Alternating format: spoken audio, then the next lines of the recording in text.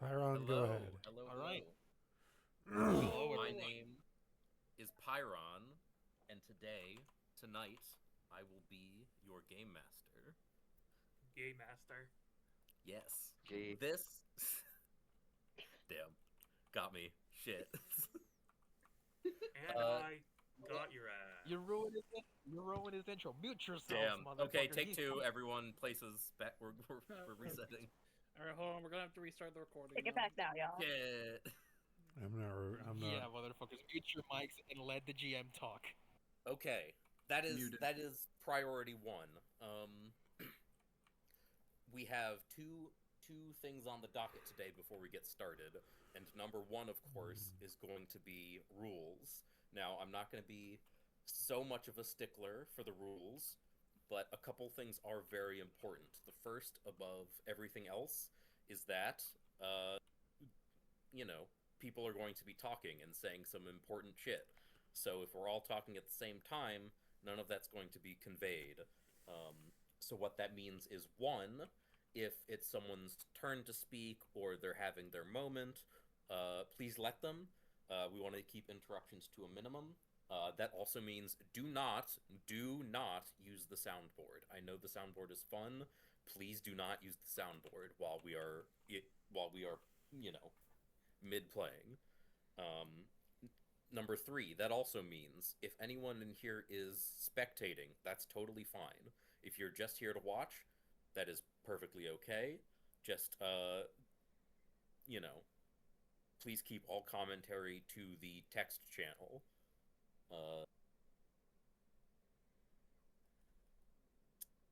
Other than that, everything in the normal Unterra rules list is still in effect here. If there's anything that I deem is not acceptable, I will probably bring that up with the mod team, but I don't expect anything like that to happen. Just be sure that your first priority is always, respecting your fellow player, and making sure everyone here is having a good time, right? We're not here to fight or win or beat each other. We are here to have a good time, telling a fun story about our favorite manga / anime, Undead Unluck. Does that sound good to everyone? Capiche? Woohoo! Clapping All right. noises. Yes. Before we We have begin, a couple more. I was muted, but You I was have- cheering and clapping and agreeing. Awesome. Yep. Yeah, I do. You got Yep, it, To boys. mention one thing. Tara And had that- something to add. Yeah. Since we're doing it here, we're doing this. We're doing Unreal. I want to thank Pyrrhon for the opportunity of doing this because this was his idea. He just brought up to me, and I just agreed to it. But this event, yeah. Thank you, Pyrrhon, as always. Our GM, just incredibly talented person. So, of course, thank for the opportunity of letting unreaders host this here.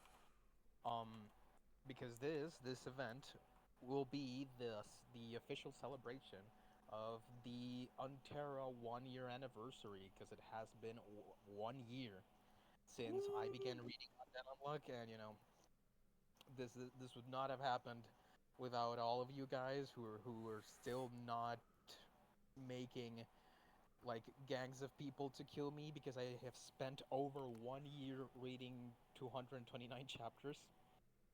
Yes, I have not been able to finish Undead Unluck in 1 year. Oh my Skill god, I issue. thought you finished Skill already. issue. No, I'm not even at the final arc yet. Dude. But yeah, this is a way to celebrate the 1 year anniversary. This server is approximately um 8 months old because It's old enough it to will. buy alcohol. You can buy alcohol at 8 months old. Yes. But this server was created last April, so a couple of months after I began reading Undead Unluck. So I just want to thank you guys, all who are here, players and people who are not players, just absolutely everybody, because we're the only way we are doing this here is because you guys are showing up for it, to which I am for which I am eternally grateful. to everybody here participating, watching. Just if you are in this server, you are important to me. So, with that out of the way, I will let Pyrrhon take over the reins of this. Listen to him. He might not be a mod, but at the end of the day, he is the GM, and you have to listen to him. Ake his I will words ban you. Night. or I have law. today only ban permissions. I will ban you. Yes, we will kill you at Pyrrhon's request. I will come to your house. Indeed. Anyway. All right. We're not banning you from the server. You're we're gonna do banning you what from to my real life. house? We're banning you from life. You're getting an express ticket to wherever you end up.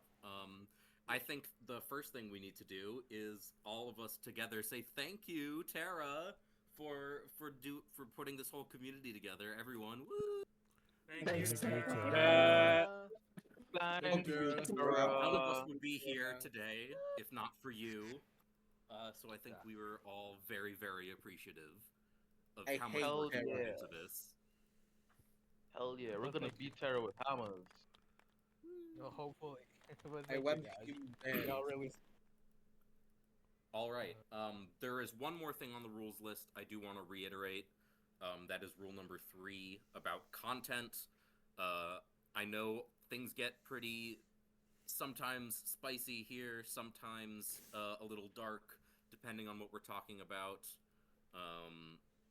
The big rule of thumb here is if it could not be printed in the pages of Shonen Jump, or unless you are Tatsuki Fujimoto, it probably doesn't belong in Unreal.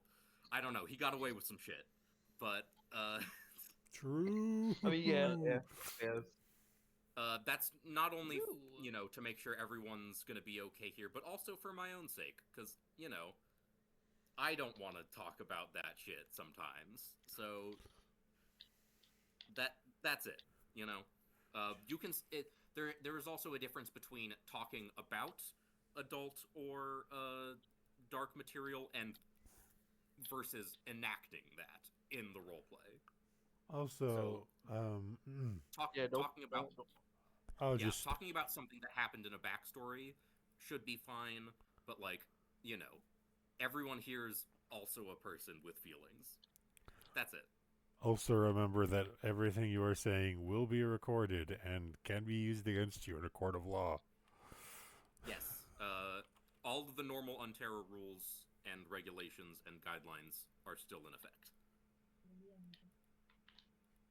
With that out of the way, we're gonna run a little class on how to do Kids on Bikes. Has anyone heard of Kids on Bikes before? No, probably not. Not a day in my life. Okay, The there are. first time I heard about it was when you Yes, talked actually, about I it the have. first time. I'm loosely All right. familiar with it. We're going to be using a very, very, very loose, low rules interpretation of an already low rules system. That means there are 3 things you need to know. That's it. The first thing is, I guess, before those things, is whenever you want to do something that might be difficult or could fail, you will roll a die. It will represent one of 6 stats that your character has. You and I together will decide on which stat should represent the thing you're trying to do. And the outcome, if it beats how difficult the thing is, will decide whether you succeed or fail, and if so, by how much. That part is pretty simple. The rules you need to remember are 1, something called adversity tokens. When you fail, you will get 1 token. You will keep track of these, and I'll do my best to keep track of these. But on future rolls, you may spend any amount of these adversity tokens to increase your results. So failure is not the end of the world. Failure is how you get better at things. So you will keep track of those failures and build them up as experience to use on harder things. So whenever you fail at something, you will gain 1 token, and you will keep track of those. Number 2 is something called prepared rolls. Most of the stuff you'll be doing will be, under stress, actively during, things happening. But if you have the time to sit down and plan something, or if you can convince me that you have the time to plan, you can do something called a planned action or planned roll, in which instead of rolling a die, you will simply take half of that die's value as the result. Always. So if you know that something is going to be moderately easy and you have a 20 in that stat, you can just say you have a 10. If you have the time to plan to make plans on that action. And we can discuss that, whether or not something will fit that in the future. The last thing that we have to know is... Shit, there was a third thing, right? I'm not hallucinating. You What's did the say third 3. thing? You did say 3. I did say 3. Oh, right. Just Tricks? if you're don't roll any dice in the text channel here, unless you are actually rolling. If you want to experiment with the dice bot, please do so in bot commands. We need to be able to tell what rolls are actually real. So yeah, that's it. Which ones are unreal? And which ones are unreal? Whoa! Unreal mention.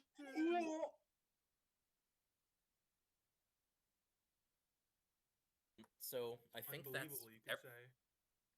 I think that's everything there is to cover.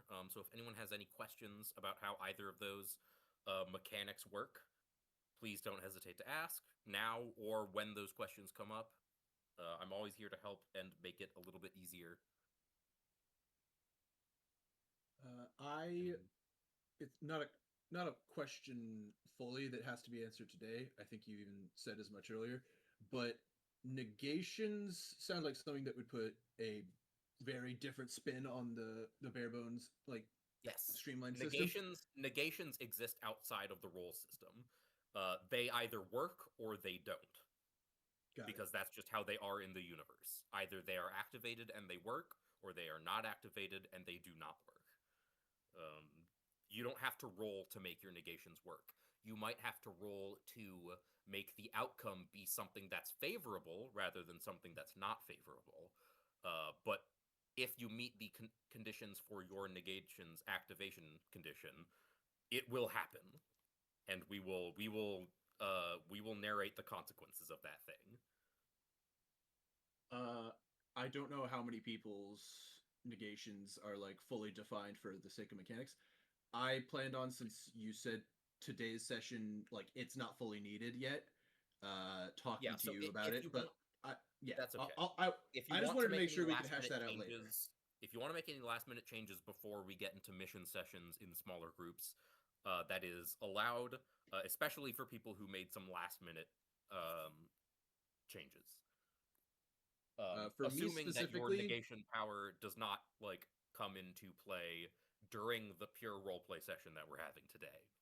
I don't know if it would happen during the quest ceremony, but assuming that does not happen, you can possibly change the rules of how it works before we start on a future day. For me specifically, I think I just needed to streamline it so that the mechanics are more easily defined. That's okay. But other than that, the concepts. We can talk that out later. Yeah. Yep. All right. With that being said, I am actually going to take a 5-minute break real quick to set a couple things up. So 5 minutes. So is my mic quality really bad? Yes, it is in fact really bad. It is. It's really bad. Very bad. Atrocious. It's really bad. I think I'm deaf in one Could of you my turn the ears. gain down, perhaps? Yeah, man. Turn the gay down. Hey down. Don't be homophobic. It's I February. couldn't even do that even if you asked me to. Bro, it. Sexual. I am immune to.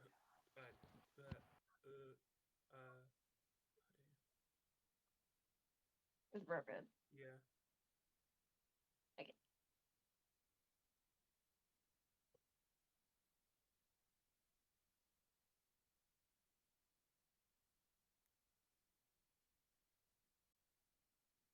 Going. Oh shit, we lost one. Someone's dead. Oh my god, someone's He died. dead. I died God. already. Jill, they're moving to their PC, gang. Guys, do we gotta kill you Stop as well? crying. Huh? Do we have a what? Do we gotta kill Gas as well? Everyone look in the chat real quick and vote on whether we kill Gas. Yeah, let's We- kill Life Gas. or death for gas. I vote kill. Kill. I vote kill, murder, die. Kill murder die, yes. All right. Yeah, So we the first have- quest is to actually kill Gas. Actually, Yeah, we have unofficial caught- first quest. Let's kill Gas. Everybody who was here having that you were. Tara, now your I mic's agree, fucking Tara. up. What the fuck was you gonna say? I agree, Tara. So true. Oh, y'all cannot Real. avoid this. It's We unavoidable. can't avoid- Is my mic fine? I'm so Yeah. scared now. A little bit. There Yeah, you no, your go. mic is Yeah, fine. that's good. Okay. Hope I'm y'all so don't mind me concerned. playing the fucking poker mans. Chat, I'm how playing do you feel about my Naruto. mic? Your mic's fine. weird. Fuck you! It's a joke because I've been playing Pokemon all day. Wow. Okay. Okay, I'm not. You're even I'm more of a not nerd than I schizophrenic. am. There's a third thing. Super nerd. Dude, me too. I still need to get my fucking shiny Redact too.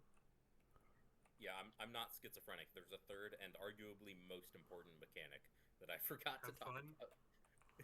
No, it's called exploding. We're gonna get to that in a sec. Oh, exploding crits. Exploding. What? Oh You can shit, wait, explode? I know the system. Yeah. Me and some of my weird. friends use it in Um, our D&D games. Exploding is kind of super necessary for the thing to work because you know, a bunch of your stats are like on D4s or D6s, and those aren't gonna hit a difficulty 14, obviously. So we've gonna got to blow figure up? that out. Yeah. Oh no! All right. Is everyone here? Everyone's here. I want to blow people up. I'm back. The actual thing number 3 that I was gonna say, the other mechanic besides adversity tokens that we are using is called exploding dice. That means when you roll the maximum number on a die, a 4 on a d4, a 6 on a d6, a 20 on a d20, etc., you get to roll again and add that die to your total.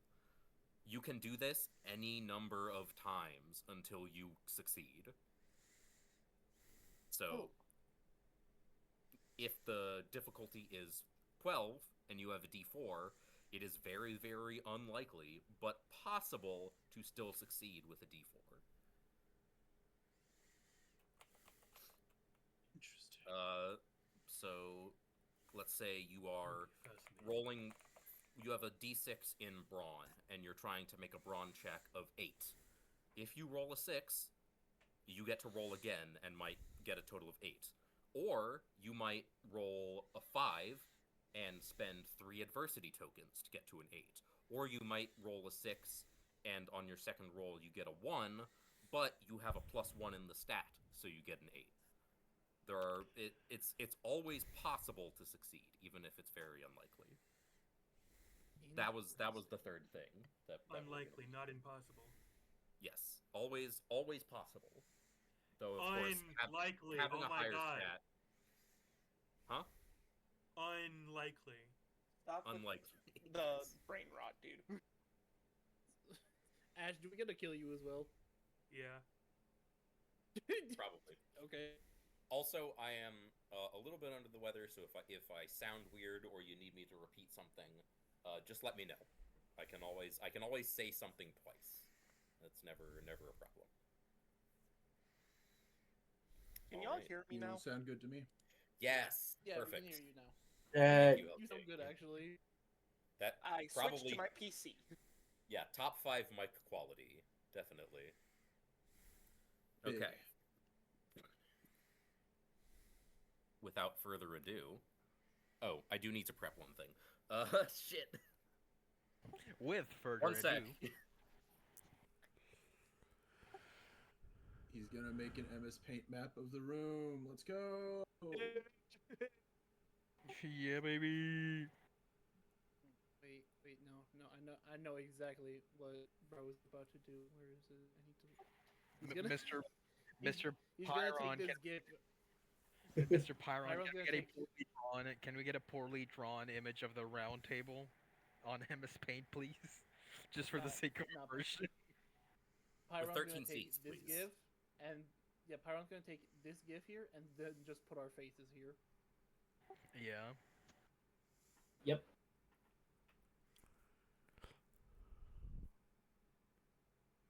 Rest in peace, Big Chud. We'll never forget you. Oh, R.I.P. Chuddy. I miss him so much. Damn, Rip Chud. I love that fat ass. He was so funny. My, God. my In fat ass memoriam, goat. we have Smell Rest in Chud. peace. My Chud child. All right, oh my- now we're ready. Now we're good. Without Right. further ado, welcome everyone to Unreal, a world very similar to one you know, in a rather dire circumstance. Because once every 3 months, an unimaginable, impossible force adds harder and more deadly rules to Earth, aiming to push humanity to its limits. This is not like the world you know. Those powerful enough to attack God, to fight him at his own game, are not here with us today. Instead, a very similar organization, a union by any other name, has risen to fight this force, to learn more about it, over the course of not just years, but centuries. It exists in every corner of the world, hidden in every government, in every office, ears everywhere, studying the supernatural phenomena that make this world so difficult to live in, and most often keeping such knowledge out of public eye.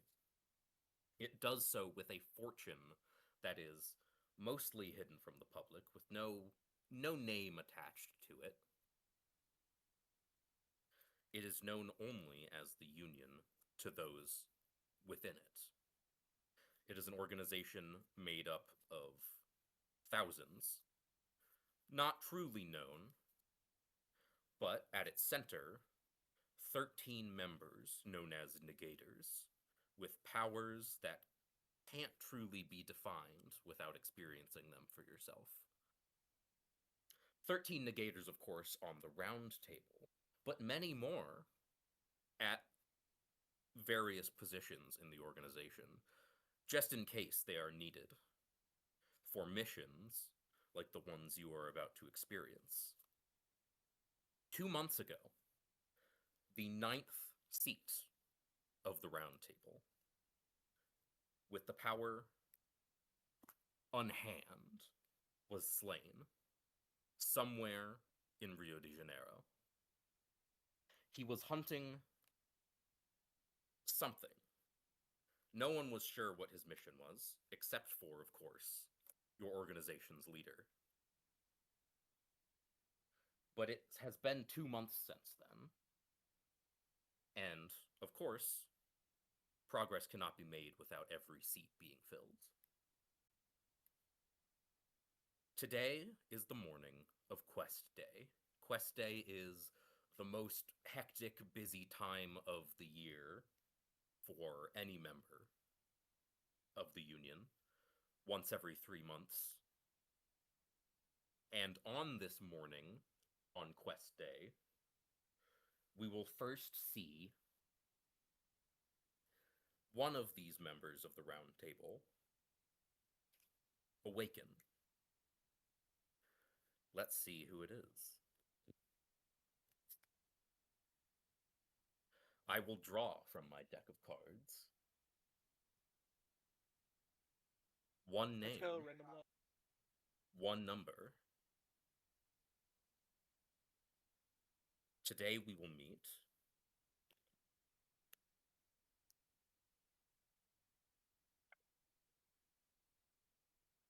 the Seven of Hearts.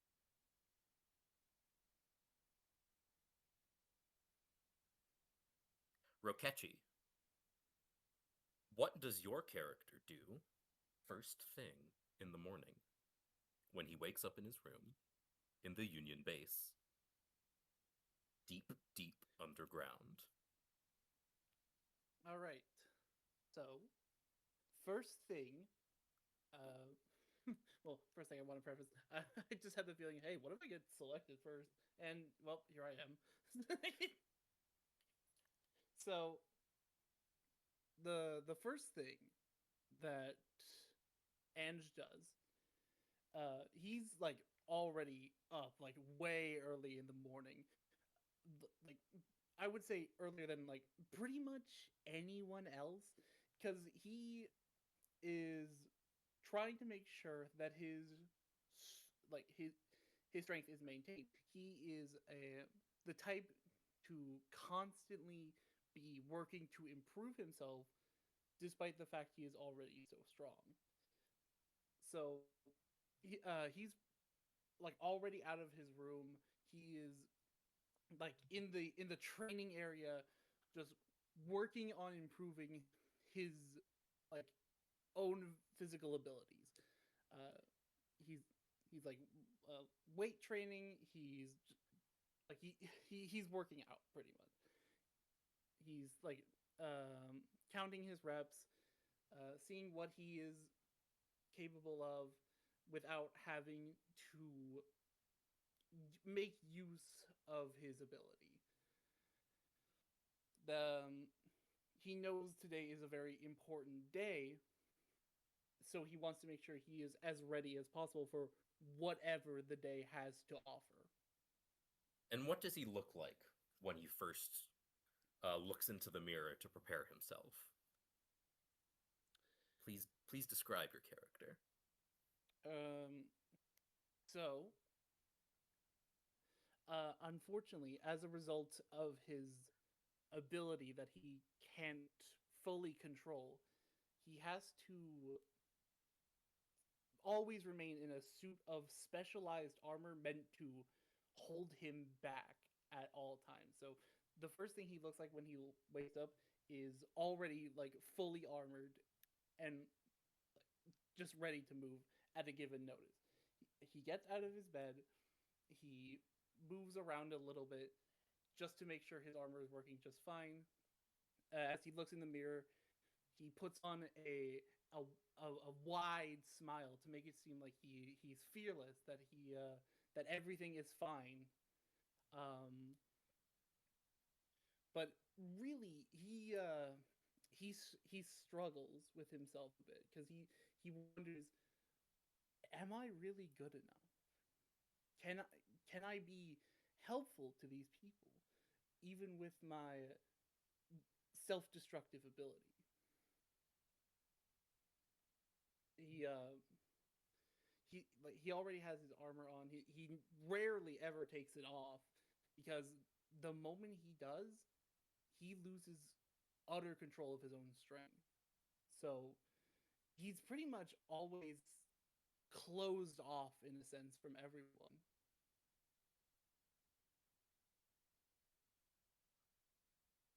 Amazing. Wonderful. It is about 7 a.m. And the quest ceremony is scheduled for about 10:30. What do you do first thing as you get ready and make your way towards the round table room?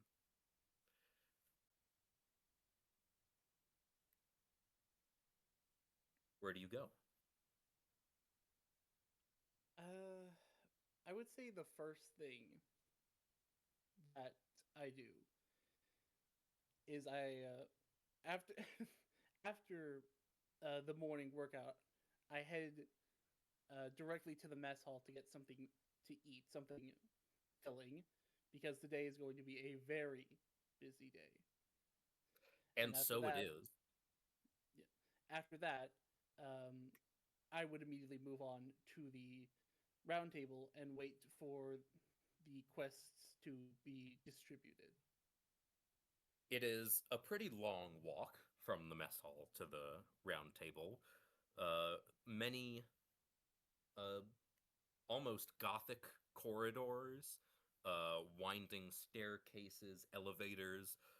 You're not sure, no one is sure how big the complex is or where most of it is on Earth, as many parts of it seem to send you to different locations. You could you could surface at different parts of the complex and see yourself on different continents even. No one's really quite sure how it works, except of course the man at the top. You are uh 1 second. No problem.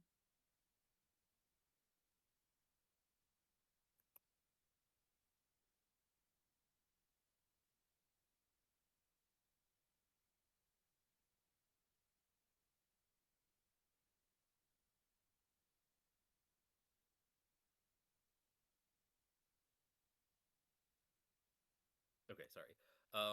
On your way through these winding corridors, at a bit of an intersection, you find yourself face to face with someone walking in the opposite direction to you, both of you about to turn down the direction that you know will take you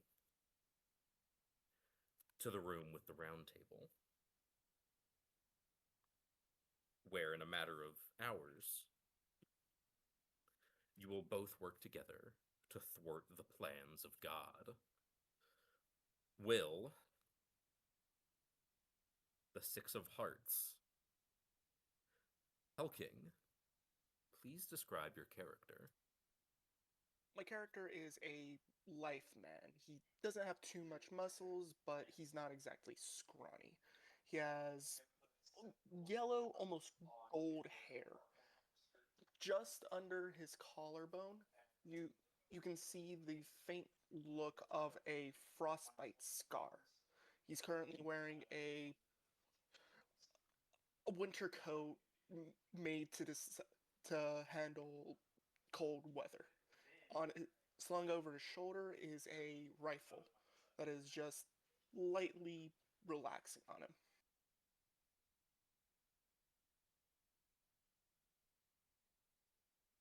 Mark, You both run into each other, and at this point, I think the two of you can do whatever you like. Do you say anything? Do anything? The floor is yours. seventh seat. It's been a while. Ah, good Sith. Good sixth seat. Good morning to you. I see you're also heading to the round table, I see. Have to be ready for the job. The new missions will probably be quite rough. Mm, understandable. I too was just making my way there after getting myself a hearty meal. I just completed some training with my rifle, but I can feels like something's shifting in the air with the death of the ninth. Ah, poor ninth. The man you knew as Unhand didn't like to share much about himself. Most of his missions were taken alone, and, as has happened to many before you, and will happen to many after, he lost his life. Not even on a quest, but simply on a job given to him to look for something or someone. It is this deadly nature of the job that you perform that causes the bottom few seats to cycle so frequently. The two of you, having been around for a few years at least, have racked up enough points to put yourselves in a middle position. So you've seen what happens to those who try to do more than they're capable of. Shit gets rough. It doesn't matter if it's the, easiest or hardest quest you're given. All of them could potentially kill you, and anyone else they happen to be around. So it's always of utmost importance to be as prepared as possible. I'm thinking about getting a new scope for my rifle. This one is starting to get worse for wear. Oh, is that right? Tell me, how long have you had that rifle? Uh, it was the rifle my father gave me, so about 5 years. But Oh, ever since I joined the Union, I needed to change it up, thanks to my negation. oh, I see. It must hold a lot of value to you then. Yes, it does. But I hope that I won't lose my life because it faltered. Well, I certainly hope you don't lose your life either. You are a trusted ally. You and I have been here for a few years and I barely know your name. Oh, now that I think about it, neither do I know yours. Isn't that funny? Malcolm Heathcliff. And Zenith. This isn't an uncommon circumstance. Many members of the Round Table choose to keep their names and abilities close to their chests. And it's not uncommon for two members of the Round Table to have never been on a mission before. Many of them end up having only one or two spots, perhaps three. Though they tend to change in relation to the difficulty. With the time of the quest ceremony soon approaching, the both of you travel what you think might be north down the rather poorly lit hallway towards the Round Table chamber. And when you arrive, there is something there already that surprises you. Having been here a handful of years, the both of you have certainly met the man who sits at the seat of king before. He spends most of his time away, but he is always present, of course, to excuse me, to witness the ceremony and to give orders individually to other members of the Round Table and other staff of the Union. He is, before everything else, in charge of the labs where a lot of your equipment is designed and constructed. The man you know as king is not sitting in the seat. He was, perhaps in his 60s, a man who went only by his last name, Donovan. You called him Don, mostly. Or just Mr. King. You knew only that he was the heir of whatever fortune made all of this possible. Not sure what family he was from. He wasn't famous, neither was his father or his father's father. But he was certainly not a young boy of perhaps 12 or 13 years. That is who you see slumped over in the king's seat, laying with his face on the carved profile of a king that you might see in a deck of cards that marks his seat as that of the king, the 13th seat. He is wearing some sort of king's cape that you might see in a cartoon, white fur rimmed, and an oversized crown that does not fit his head, underneath which is a set of rather cute dinosaur pajamas. The seat he's in is floating a bit above the ground, and gives him just enough room to lay his head and arms on the table, and you find him snoozing. It's pretty early, actually, for a boy, 30. Oh, hang on. Hang on, Pyrrhon. Okay, can you try that again? Your mic kind of garbled up a lot of that. Okay. There's a young boy, blonde hair, wearing a king's sort of cape gown, a large plastic crown that's too big for his head, um, sitting in the king's seat. He's sleeping, slumped over the spot on the table that is marked with the symbol of a king that you might see on a deck of cards. A side profile of a man's face. He is definitely not the man you know as Don. What do you do? Malcolm just looks at this situation with a confused look. He's used to a few strange things here and there in his few years of being a member of the Union, but he also knows you don't pry or meddle where it's not due.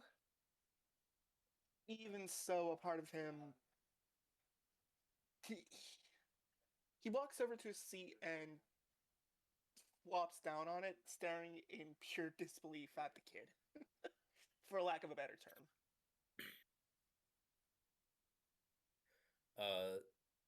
Moments after you take your seat, is that what you said? You're going to your seat or his seat? My seat. Your seat. Moments after you take your seat, walking down the corridor behind the king's seat, there are many, many corridors that all terminate at this room. Okay there, Donut? Okay. Walking down the corridor, you see a butler.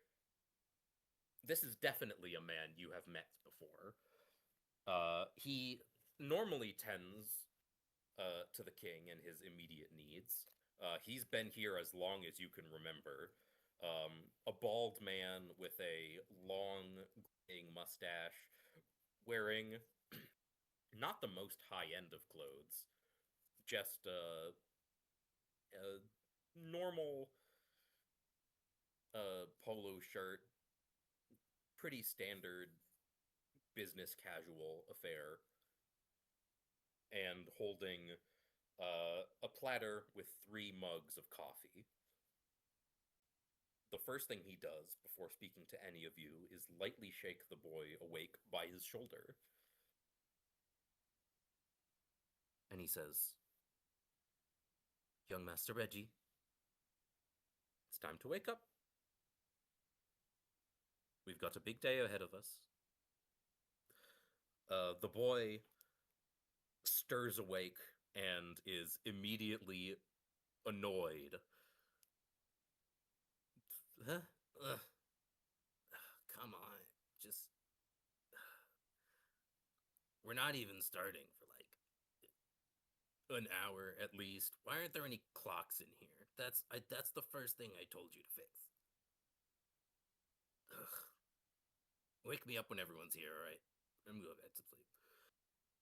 And he sort of tucks his cape gown thing over his head and places his head and his arms back on the table.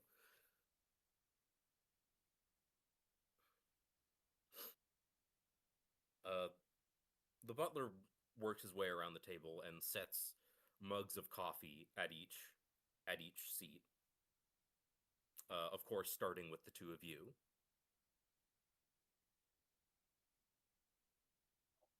I'm usually not one to...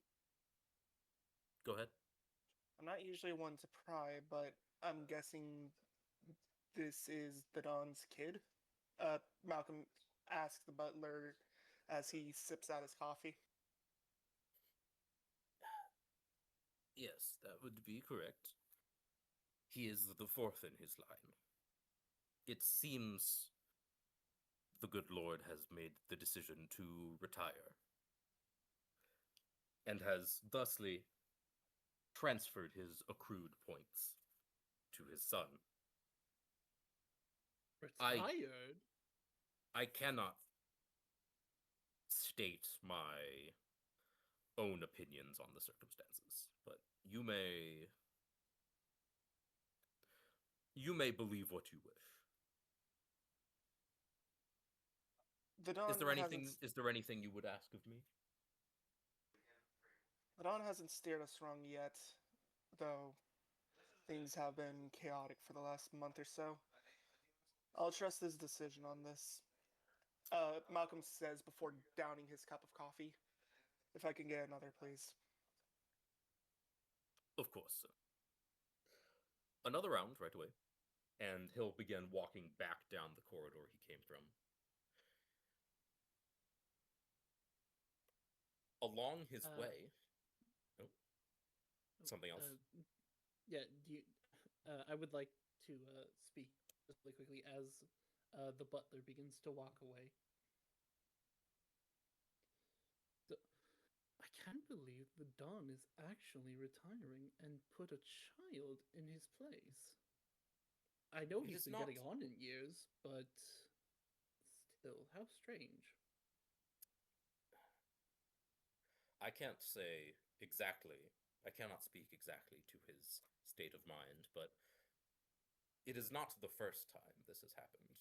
Before I was a member of this family, Don was the third generation of his family to run the Union. Reggie will be the fourth. And according to our calendars and the pace at which this is accelerating, chances are he will be the last. I hope he lives up to your standards, Lord. Well, I have high hopes for him, considering who his father was. Ange would say, before then taking a sip of his own coffee. Indeed. And he will progress back down the hall in the direction of the kitchen, where he will... Where did I put my cards? He will bump into our next member of the round table.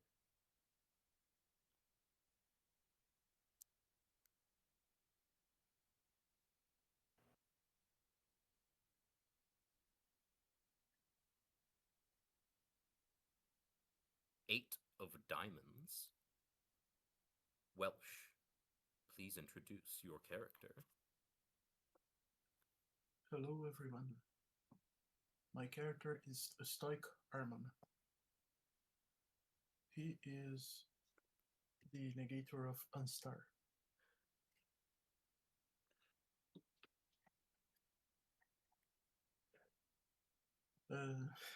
What else can I say? I don't know. What does he look like?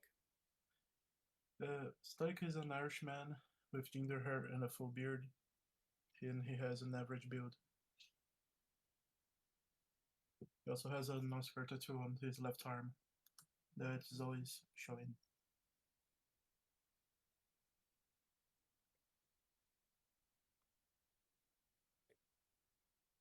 You may continue. Yeah. You Yes, are you walking continue, sir. on this fine morning towards the round table chamber when you run into the butler.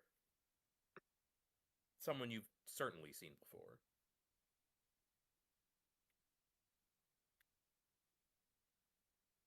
Do you say anything to him, or do you go on your way? Yep. I say good morning to him. He greets you back. He's always at least friendly, if not happy to see you. Certainly not the most uptight, manners focused of house staff. Often the most important thing he does is make people feel heard and well appreciated. So he nods, and with nothing more to say, will move on his way towards the kitchen, which you passed a few minutes behind you.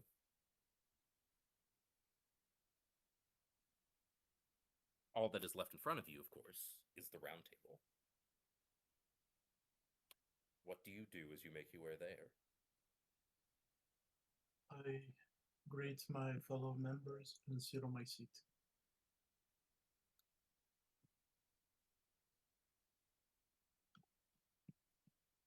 Hello, everyone. How are you doing today? So the eighth makes his entrance. I'm doing quite fine, thank you for asking. What about you? I'm okay as well. I don't know how much time we will have until my ability activates.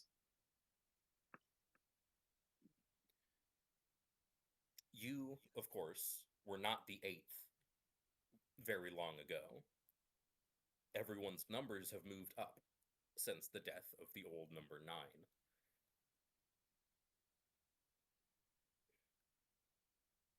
Your ability makes it rather difficult for people to notice you, and thus it has been quite a struggle to make it this high in the rankings.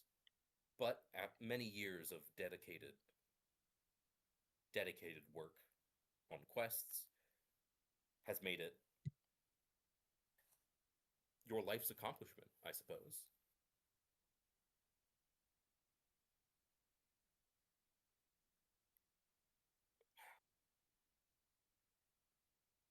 Is there anything more to discuss? Or should we move on? Should move on. Then we shall. Elsewhere in the Union complex, it is about 8:30 in the morning now.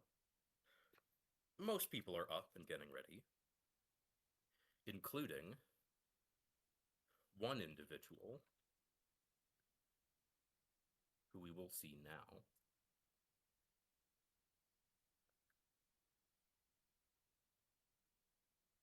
Oh my god. Okay. 9 of spades. We're just going up a number. Max, please introduce your character. How do they wake up for the day? Well, 9 doesn't exactly sleep per se. He simply closes his eyes and just lets the time pass until he figures it's a good enough time to wake up, quote unquote. He, he slumps himself out of the bed, looks around. Uh, Nothing really too out of the ordinary for him. Making his way to the bathroom mirror, checking his face, making sure there's no smears, smudges, any rusts, anything of that kind of sort. And then he simply heads out the room. He, from his appearance from the mirror, short, roughly unkempt hair, amberish eyes, wearing a yellow raincoat and a black jacket underneath with a red shirt. Nothing too out of the ordinary. You could even believe that he he passes for a regular human.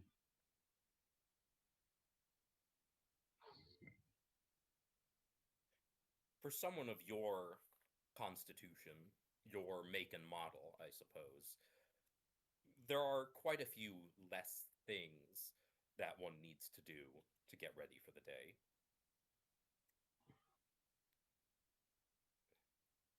There is really only one thing on your mind, and that is the missions. you in particular have had a very bad time, especially with missions involving tasks that would interrupt your electrical signals or degrade your body in ways that the human body could resist. Some effects do not see you as a living thing at all, and thus can move or shape you in ways that people otherwise could not be. So you have taken the utmost care to protect yourself, and you have practiced, and you have learned. You're not sure exactly when it was that the Union found you and woke you up, but for as long as you can remember, you have been in their service. It is, of course, today, on the first of every 3 months, that you will prove your worth. What happens as you move and make your way to the round table chamber? What do you do? Well, I simply take in my surroundings. Every person that walks me, uh, uh, every room that I manage to put my eye into, I observe everything in fascination, in childlike wonder. Uh, Even though I've seen these sites probably 100 different times, every single time feels special. I'm experiencing as as I make my way towards the round table. I take my time. I don't rush, rush, rush there quite hurriedly. I go into the kitchen just to observe everyone making their breakfast, their coffees, etc., etc.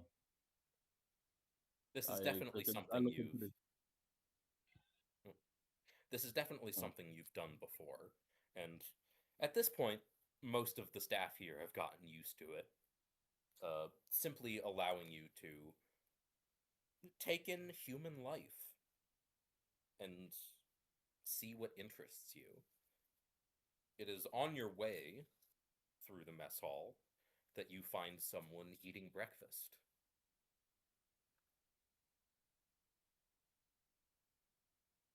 It is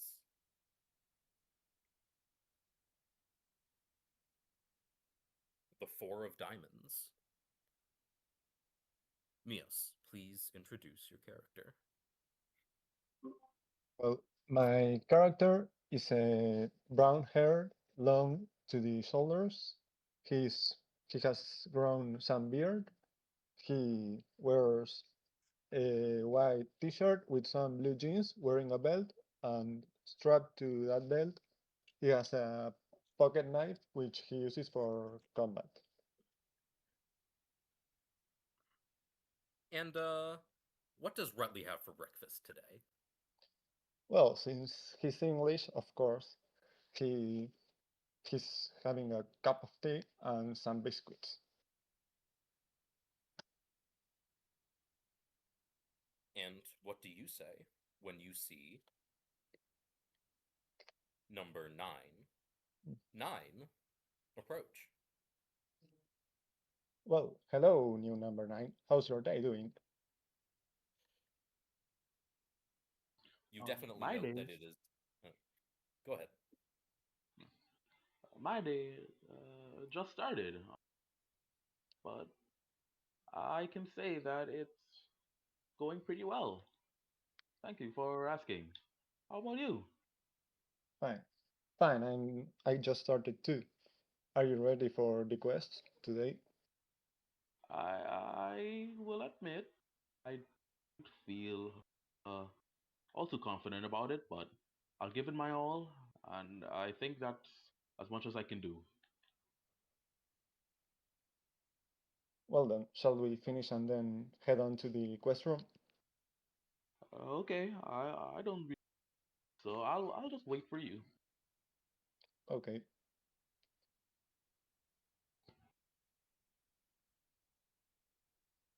All right. Somewhere else in the complex, making their way in the opposite direction towards the chamber in the center, is a pair who just bumped into each other. First, the two of spades. Nexus, please introduce your character.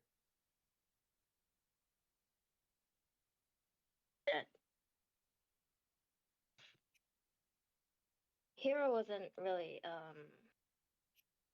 expecting to do much. His hair it's done to like be presentable at least. He doesn't plan to be out long. I mean Candy, sorry. Uh he didn't really dress up special. His uniform's plain anyways. He doesn't fancy stuff is pretty, but it's not like he'd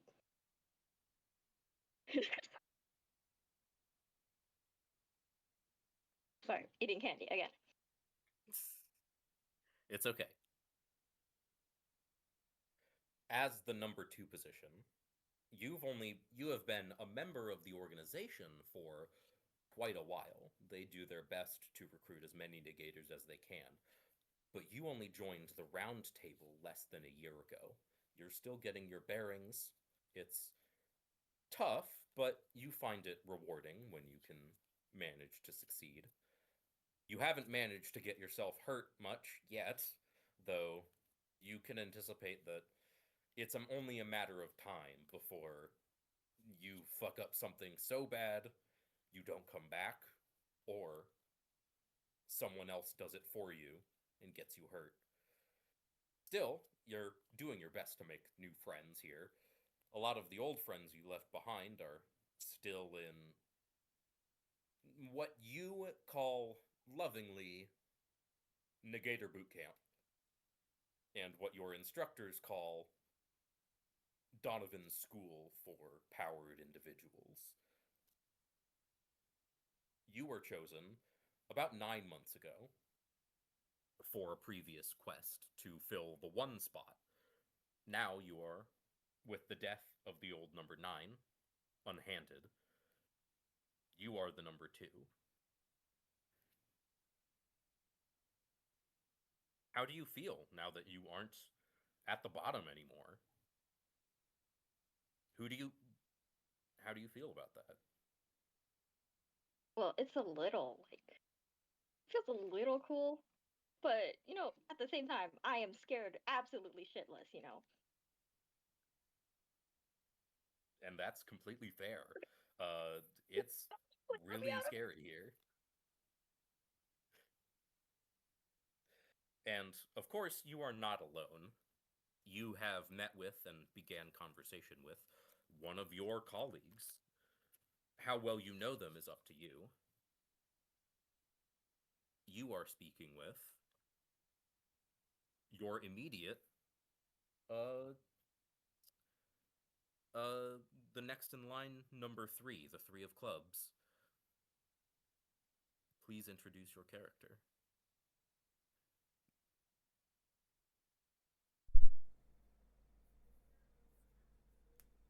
Circo? Hello. I didn't know I was the three of clubs. Sorry. You are number 3. Sorry. I should have published that in advance. Yeah, sorry. I described my character, right? Okay. Please describe your character. Fausto is a very skinny man with a lot with big eyebrows, a very pointy nose, and a messy hair that he doesn't care to accommodate and brush. He always wears a black jacket and a tattoo bag. I don't. Uh, Terra, ¿cómo se llama esa cosa que en la bolsa que va alrededor del cuerpo? A bag, purse. Man purse. Sorry, I was asking the name of a bag. I'm very nervous. Just this is the first time I speak in this server. It's totally okay. We're all gonna go at our own pace. Yeah. I do want to make sure everyone can understand what we're talking about, so we're gonna try to do all of Yeah. our important talking in English, but it's totally Yes, there fine. is. And has a big unibrow that it does seems to get bigger and bigger every month for some reason.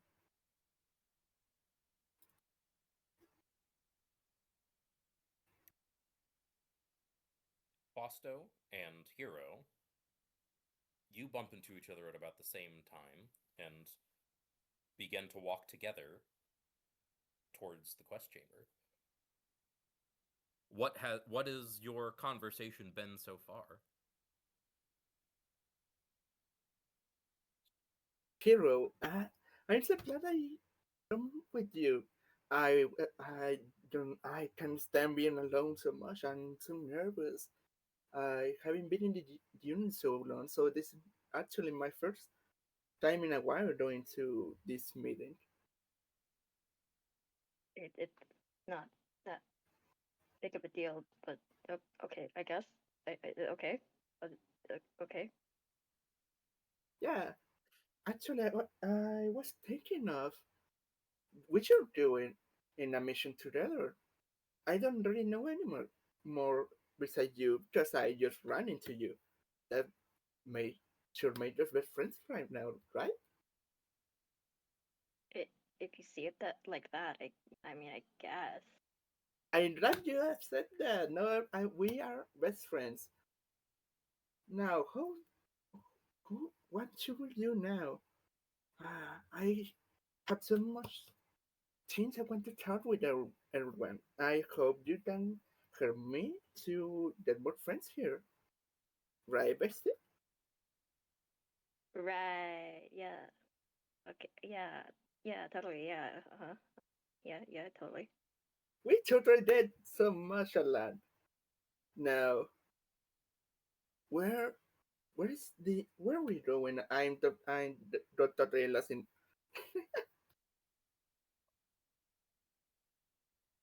Like over there, I think. Some. I don't remember. Everything looks the same in this place. I fucking hate it. Shit's whack. Okay. So what you did last time? I don't know. Uh, I usually follow someone, but like, you're the first person I ran into, so. no, it must be Chain of Destiny then. Now our epic tale of friendship starts in this moment. We we will get to the number one of the Union top together as besties. Right. Right. Let's get moving. We don't want to get everyone wait for us bestie. Right. Let's get moving. Hey. And with that, our brand new pair of besties make their way to the quest chamber. And they enter the room pretty much right across the hall from another entrance where another pair, 9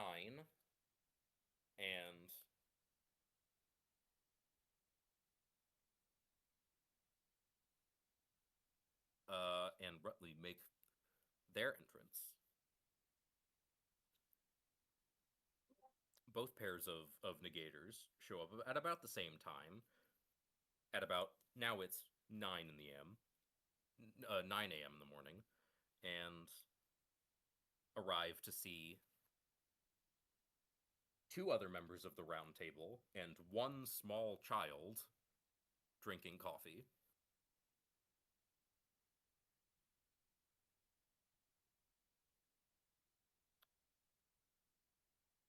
Does anyone make any introductions?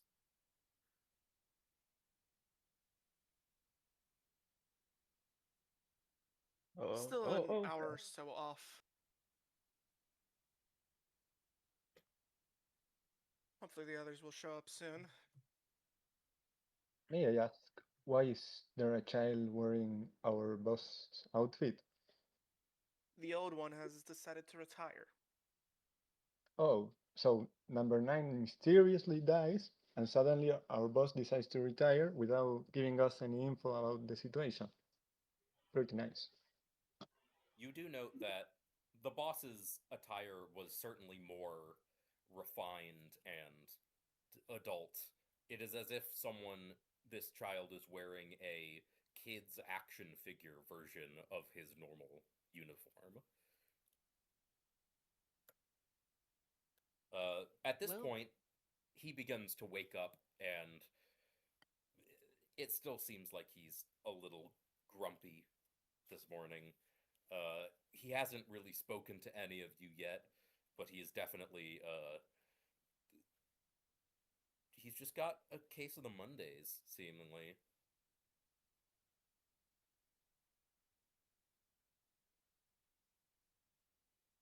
Will anyone speak with him? Well, good morning, young new number 1, Ange would say as the child begins to awaken from his slumber. Number 13, not 1, by the way. Oh, that was 13? Yeah. My bad. King would be the official title. Oh. Well, good morning, King. Hey. He swipes some snot away from his face, which seems to have been smushed onto his cheek from where he was laying down. He says, "Good morning, Angie." Ugh. Hi. I'm sorry. I probably look terrible. Oh, not at all. It's mostly understandable. This is a new situation for all of us, I assume. I haven't been here long enough to see the previous head before your father's. Or Donovan's. Oh, yeah, that would have been 50 years ago? I don't know. Hi. You're not old. I think I haven't really been around. So, hi, new king.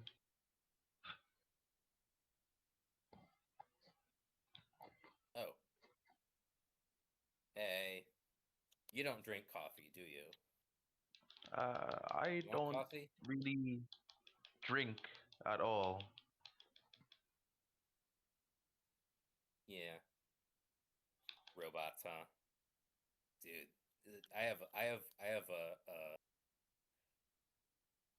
do you ever watch Super Robot Fighters? I love Super Robot Fighters. I've got to show you Super Robot Fighters, man. I haven't, They look just but like you. I'm inclined to watch. Sounds new. Sounds good. Sweet. We can do it after the quests. You know, just assuming you don't die or whatever. That would be lame. Yeah. We are so That would be cooked. bad. Right? Totally. Malcolm's going to stay silent for a little bit longer before pulling off the scope of his rifle to start fiddling with it, since not everyone's here and it's still not meeting time. And just also going to remain silent for a little bit, simply just sitting in his chair, occasionally sipping from his coffee. Just sort of lost in his own thoughts at the moment. Heroes Reggie, doom scrolling again. Reggie does something that's a little bit weird for a kid his age. He pulls out a novel, like a solid, looks to be at least 500 or 600 pages. He's right in the middle of it, and he's reading from where his bookmark is, and he's gonna do that until the ceremony starts in about an hour. So he might be a snotty little brat, but he's not the most, uneducated. He goes to school, surely somewhere. Maybe there's a school here. You don't really know. Definitely more educated than Ange, I'm afraid.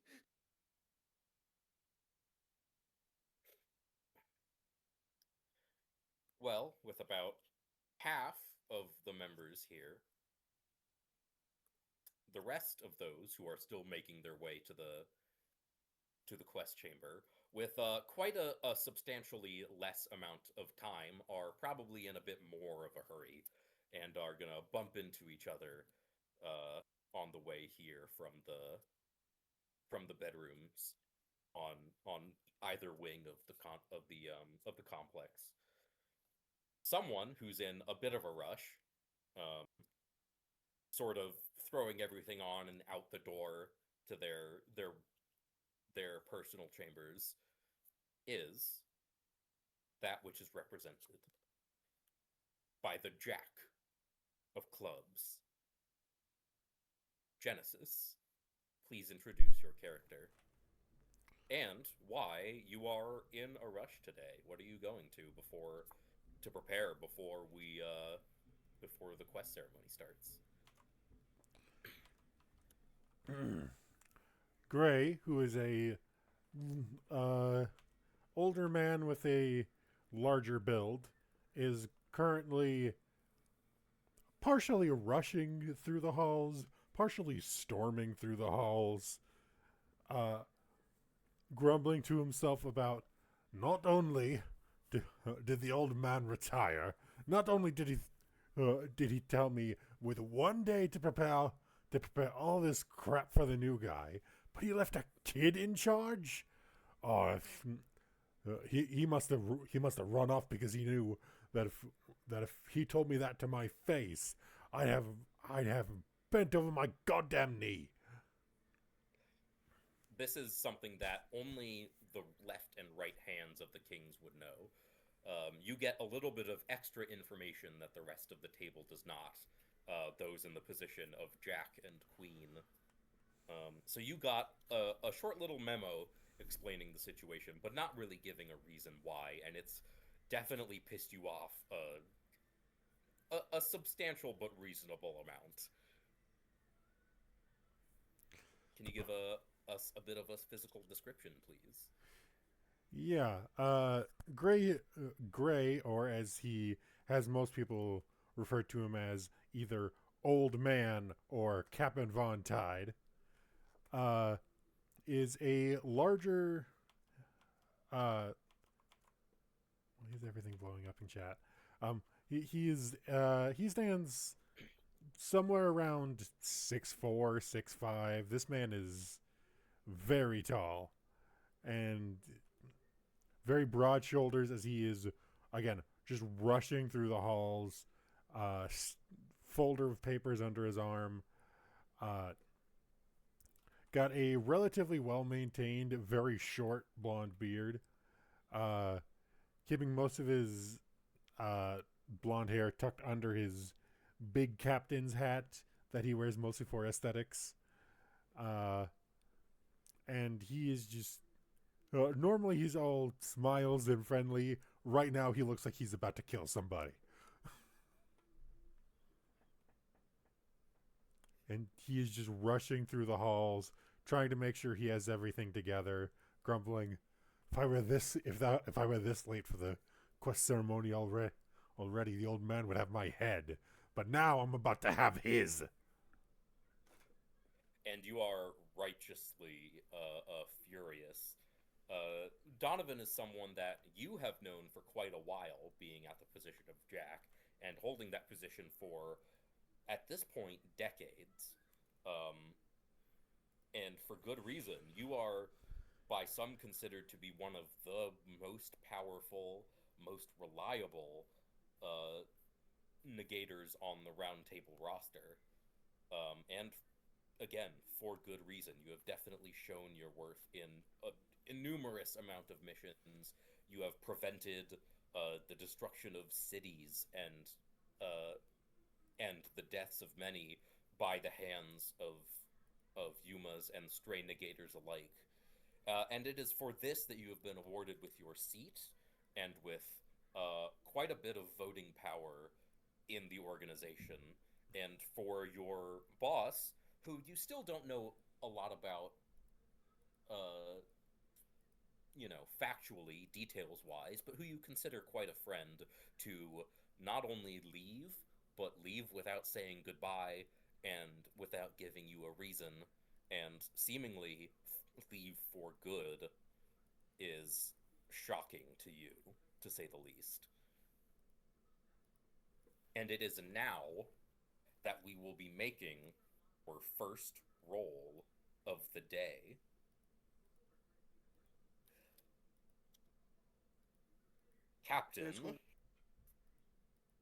Captain, please make me a difficulty of 8 flight check. Flight. Do you know how to do this? Yeah. So difficulty of 8 just means I have to meet or beat an 8, right? Yes. So and do you know what your flight die roll is? Yes, it's a D20. Amazing. Quick roll, sides, 20, roll. I got a 9. Oh. And that 9 will work, but in the future, let's keep these in the real rolls in text chat here. Right, I forgot about that. Sorry. Yeah, totally fine. We just want to keep a record. You succeed at this roll, but just barely. You notice coming around a corner, right to where you would be standing a second from now, a shadow, with whom you would have barreled forth and dropped your stack of papers, making them fly everywhere and surely hurting yourself and the person you bumped into. Someone also rushing from this connecting corridor. The Ace, the newest member of the Round Table, someone who has never before been on a mission, represented by the Ace of Spades, the luckiest card in the deck, and also the one who has yet to prove themselves and is statistically most likely to die today. Please introduce yourself. Hello. My name is Nora Stiletto. I'm new here. You see a bit of a shorter side woman. She's not really that tall. She's pretty, like, fresh out of high school. After a year, she's 19. Her hair is like really long, like it hasn't been cut in a whole ass year. She wears the uniform all neat and tight. Everything is like neat and tidy and fancy and all that. But it's just her hair is just like extremely unkempt.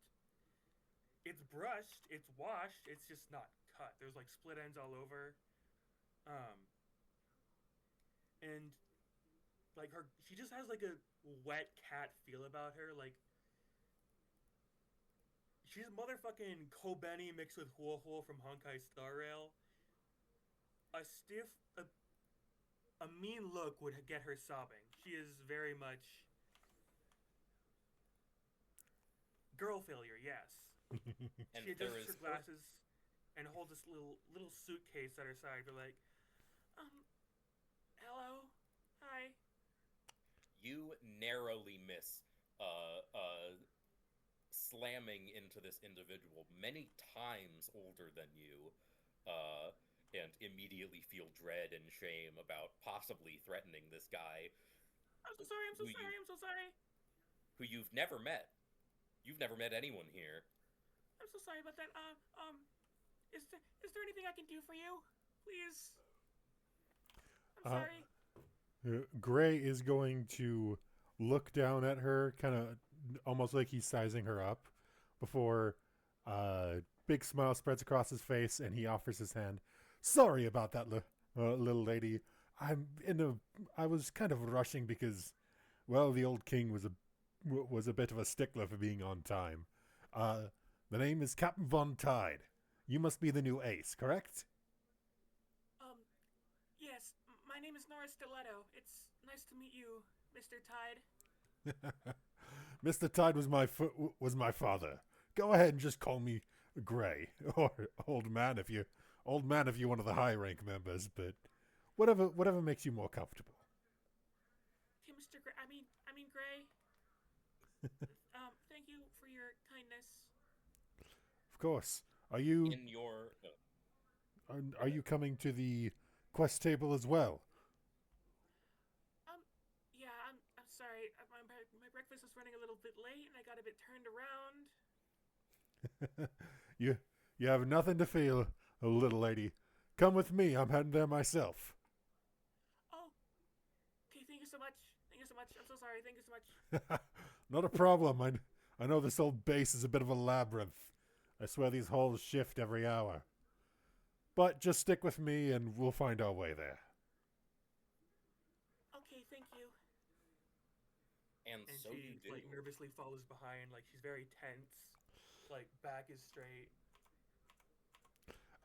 She's extremely nervous. Gray tries to he's slowed down a little bit, trying to like actually guide her, but he is also still kind of trying to hurry because Donovan no, speed walking. Do not worry. Donovan has kind of drilled it into his mind to be that if you ain't fast, you're going to be left behind. She's absolutely speed walking right behind you. And so you do move towards the quest chamber. And while you are certainly upbeat today, there's quite a lot to do, quite a lot of commotion. Gray, in the back of your mind, you remember that as someone who's been here almost the longest, this is something you've done many times before. Many, many times before this, you have greeted the new ace, and maybe even more than half that many times, you have mourned their loss. So it is always at the front of your mind to make sure that they are safe, and that they know what's going on, and that they are not scared. Until, of course, the time in which they should be. Each member who joins at this position has the potential to be the one who saves us, who saves everyone, the one who can finally reach to the other side of the quests and kill God. But none have done so yet. So there is only one thing left to do, and that is to proceed to the quest chamber and to try again.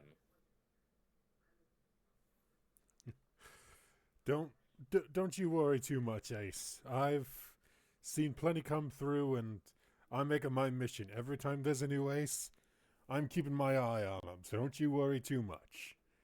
Humans can be brutal, but we just have to be more brutal. Thank you, sir. I really appreciate it. You know, since you're new here, I suppose I never learned your ability, did I? Right. It's unsever. Nothing on my body can be cut, nor can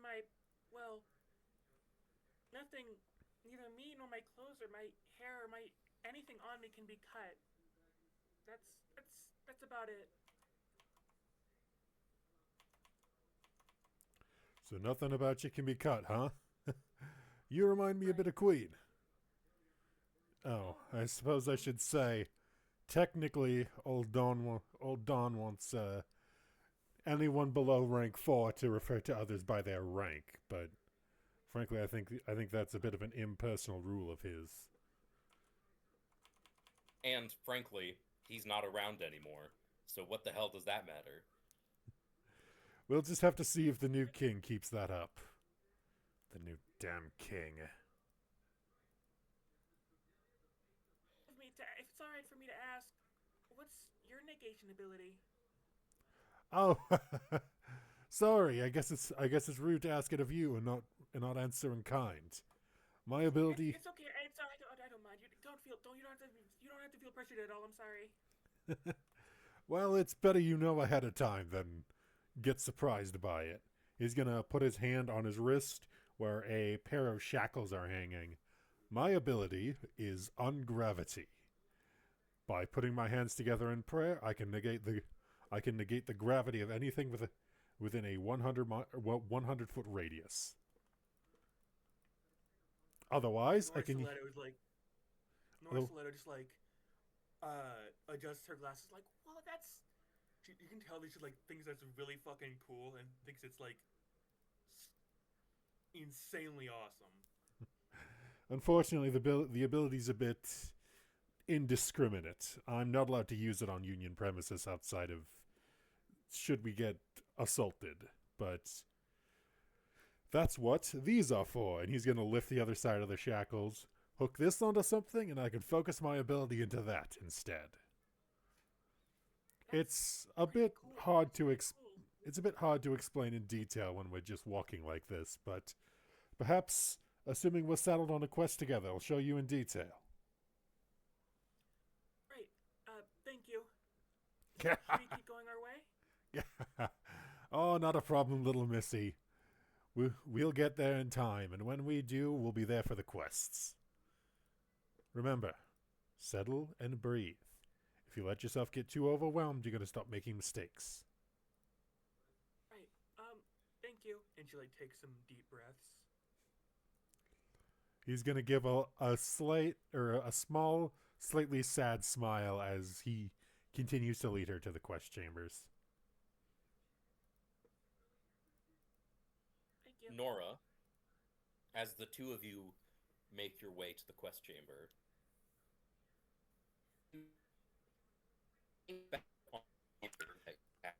Hang on, Pyrrhon. Your mic's messing up again.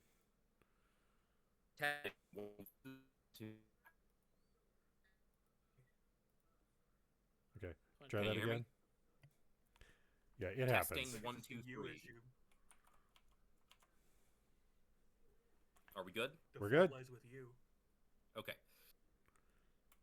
Nora, you think back on the year you've had since your ability manifested, since you were first discovered it when something changed in your life, when you started noticing that elements of the universe changed and no one noticed but you.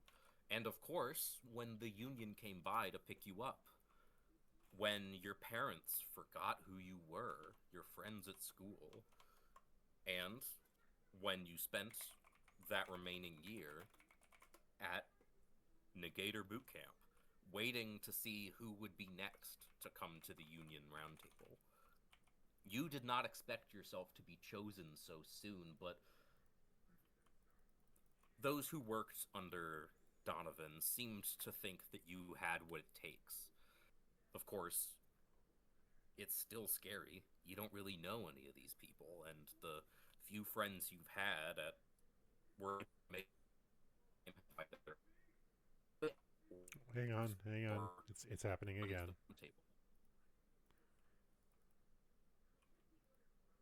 Okay, go ahead and give another shot.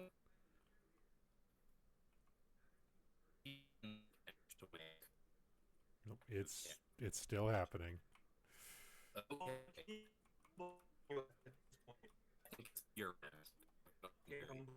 Oh, is it just me?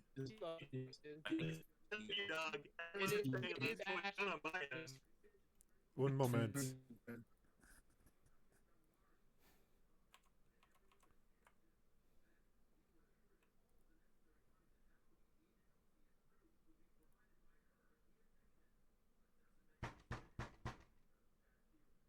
You good, Welsh?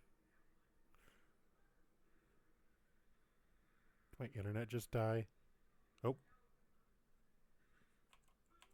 as the Okay. two of you make your way to the round table with thoughts of the past, perhaps decades or just a year in the past, in your heads, there is one more person who you find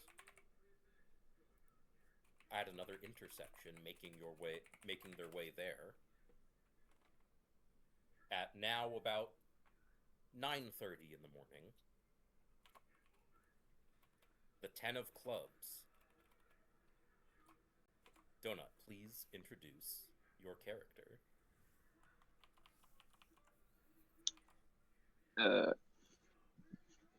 Wait, I forgot my name. Damn. Amnesia. Damn. It's I fucking God. remember! 21st night of All right. December. Yaruki's a athletic young man who wears a traditional kimono over his regular clothes and always has his katana on the side. We've got ourselves a little samurai here. You hold the place of 10, which is rather rare for someone of your age. It seems you were able to accrue enough points to climb the ranks extremely quickly. So while you haven't been here very long, you've certainly gained a modicum of respect. How do you introduce yourself to your colleagues as you bump into each other? I stay silent for about a good 2 minutes. While I'm trying, it may look like to outsiders I'm trying to act tough. I'm actually having a panic attack about how to introduce myself. It's hey too casual. It's hello too much. Like, who wants? If you were texting someone, would you text all hello? Is hi too short? Should you just say salutation? Nora sees the sword is like, oh, that's a cool sword. Trying to break the silence.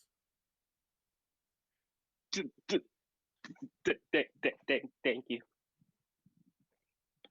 It's no problem. Sorry if that was too much. Gun just nods and shuffles back and forth.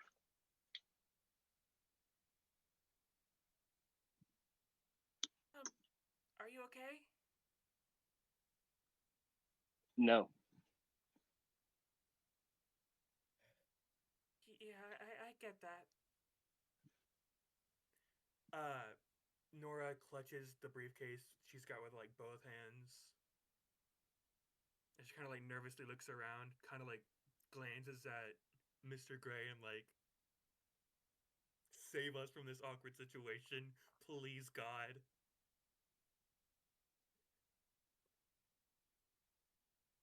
And so the trio awkwardly makes their way to... I just realized my mic was muted. Did you want to say something? Skill issue. Sorry. He's just gonna look them over and just go, I keep telling you, you're really bad at introductions. Maybe start with your name and your rank. At least he's not alone at that. Yes, it never gets terribly easy to introduce yourself to someone else. Not in a business like this where you're learning a lot of names. But I promise you, I think I should have brought a notebook. I promise you, no one here is going to bite your head off. Aside from maybe Donovan, but he's not here anymore. Which is unfortunate. Yaruki... I think it would go right through me, actually, because teeth are, the front teeth, never mind. Yaruki, you seem to agree, but you can't bring yourself to say anything because, well, it's simply the way that it is. Your ability only permits you to succeed on solo missions. You haven't really had the chance to make friends with anyone, and you're really not sure if you have what it takes to do so. But maybe an inkling in the back of your mind says maybe today is the day you finally can.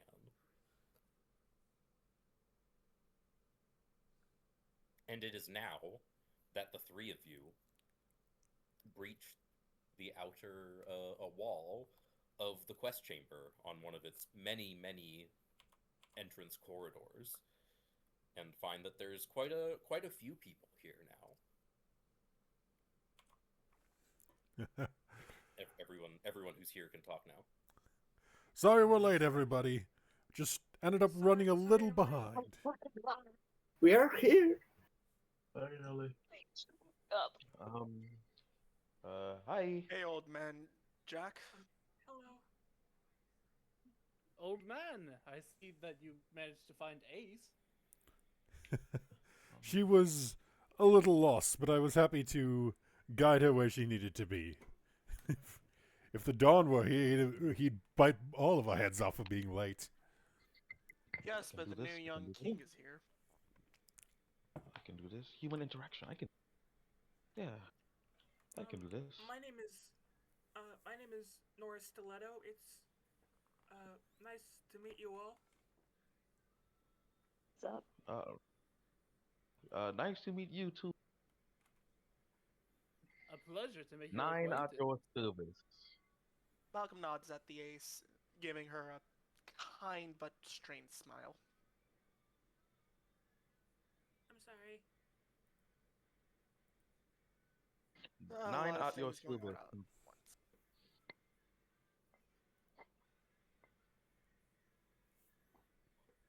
With it introductions or at least acknowledgments made, you realize both that the kid in the king's seat is still not. I'm sorry. I've been watching Gas type random shit and just watching it get deleted and his struggle to get anything out. I've been trying to keep it together. I'm sorry. Gas is on thin ice. Anyway, Get him out of here. um, you notice that the boy sitting in the king's seat still seems to not give a shit about anything going on. He's engrossed in his book, and perhaps the reason is that someone's still missing. Someone who probably at such a high seat should have been here by now. That person is the Queen of Hearts. Tara, please introduce your character. All right. So my character is Zep. He is this tall, very unfriendly looking fellow. He he has these heavy and I mean heavy bags under his eyes. His hair is very well kept, which does give him a really weird contrast because there are parts of him that are really elegant and parts of him that look like he's falling apart.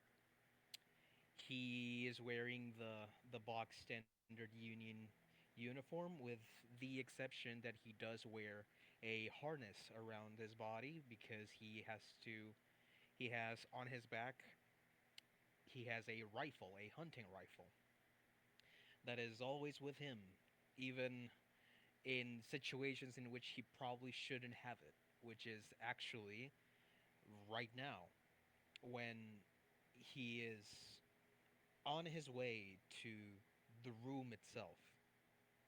He stops for a moment in the middle of the hallway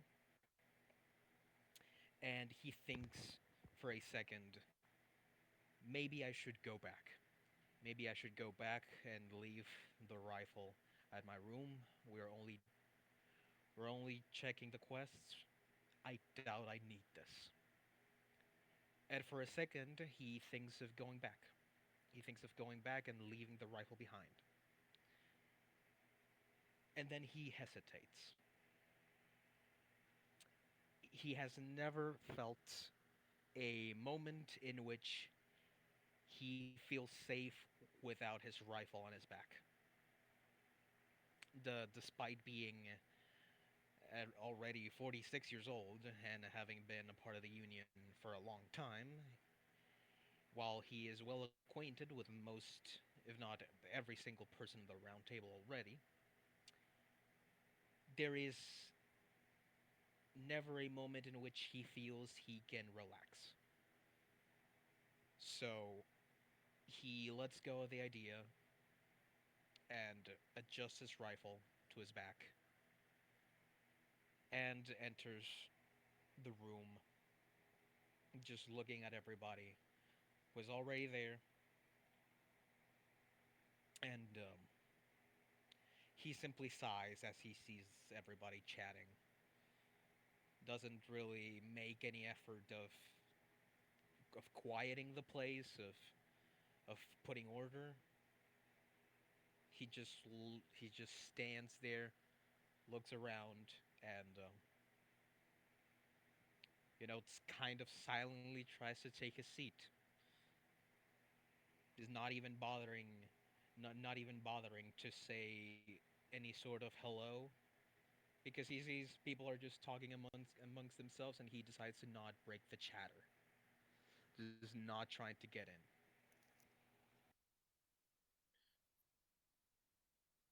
It is for good reason that you often choose to keep your rifle with you. There are many situations you've been in where you may have died if you had not had it, and as such, you've built up quite a reliance to it.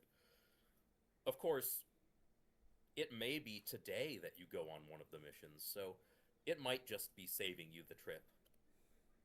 There is, of course, one member left who is running behind you, coming from the same direction you were, who perhaps slept in or forgot something or got lost.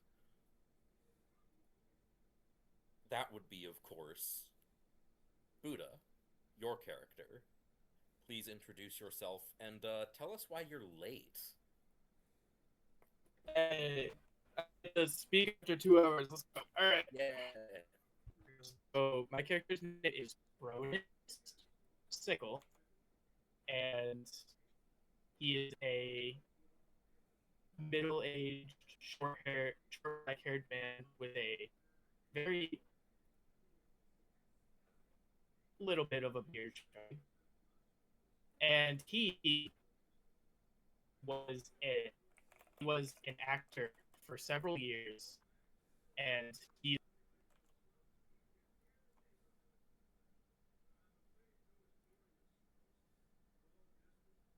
up and make sure everything is perfect. His hair, his eyelashes, every little hair on his beard, and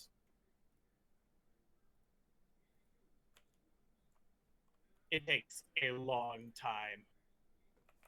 But today was very unusual because he woke up a couple hours late. So he is in such a hurry. He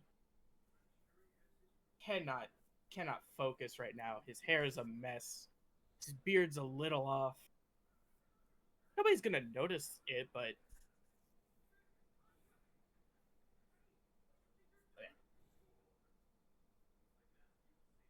he still cares no matter what. So you see him running down the hallway, weapon in hand, just scurrying directly for the quest room. All right. You burst through. I guess there aren't doors, uh, but you burst through the open doorway into the quest chamber right as uh right as Zep is taking his seat, and it is at this moment that uh coming out of the One moment.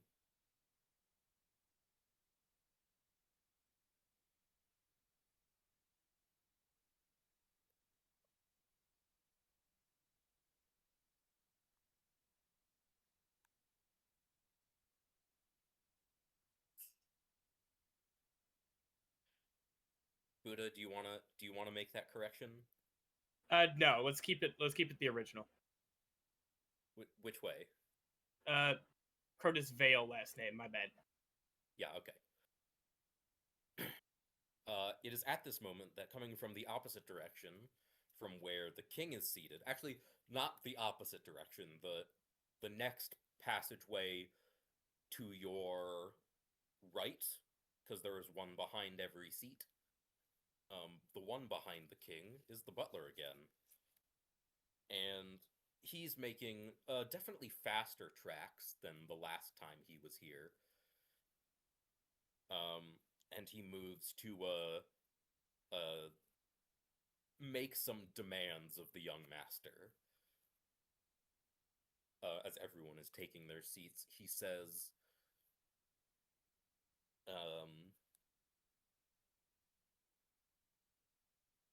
"Young Master Reggie, it is time. If we wait any longer, you know what happens. You know what happens when the quests aren't accepted, Master Reggie." And the child seems more offended than you've ever seen anyone look.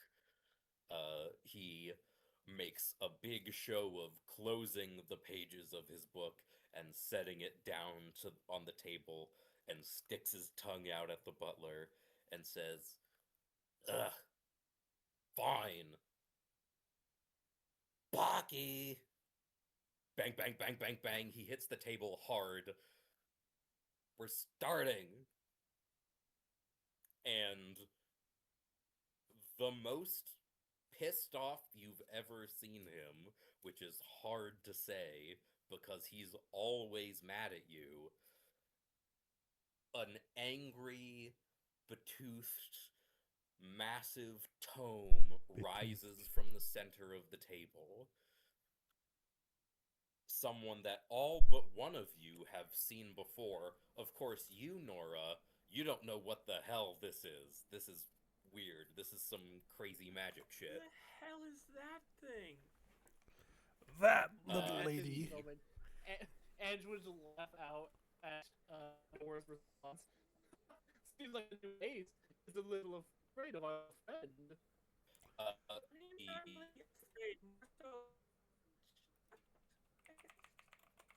In 3 months, apocalypse. He hovers Nora and tongue out, spit, slobber everywhere, laugh in your face, and he says, "You're the new me, huh? I can tell you're not gonna last one day."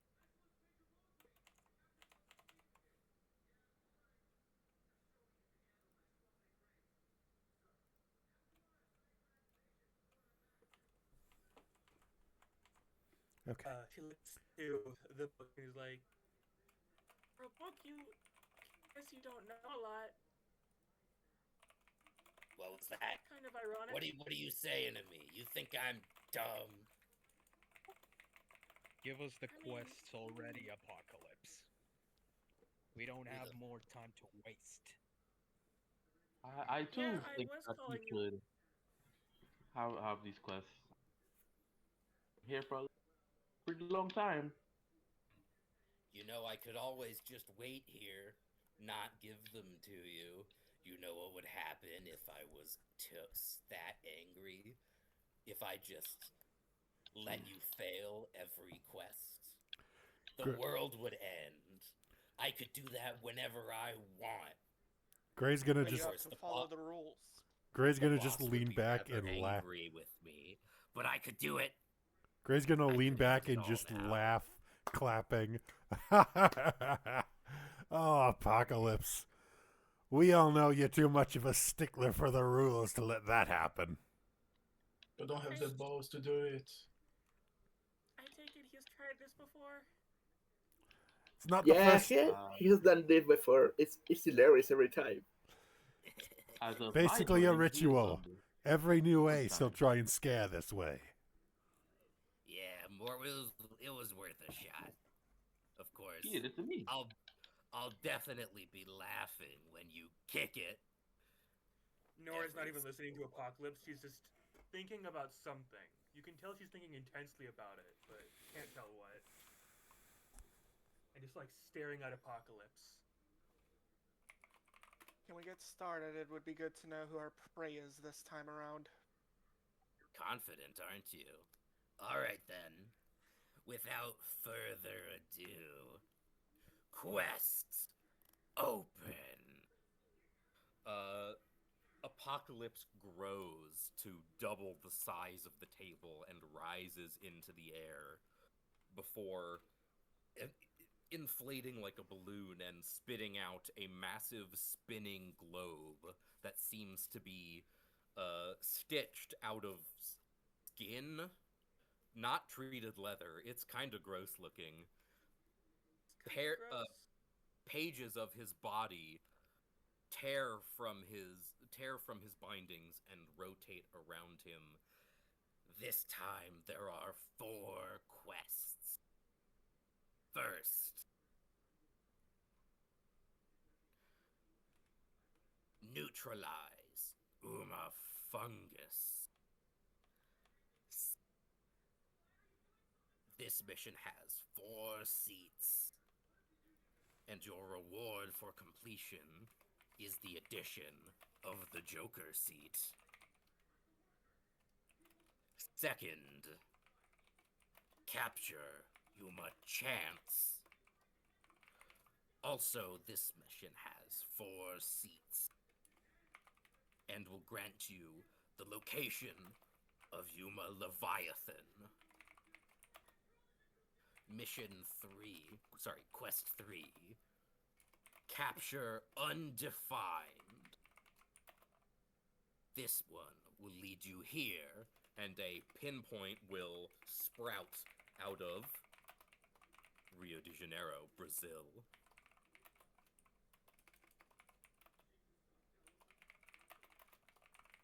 This mission will allow 4 members to participate and will grant you the location of Yuma Behemoth. Sorry, I'm trying to get this written down. How many seats was on the third one? 4. 4? All 3 of those so far have had 4. Okay, and then the reward was location of Yuma Behemoth? Yes. Yeah. Gray's just sitting down. He has the folder he grabbed open, writing all of these down. And finally,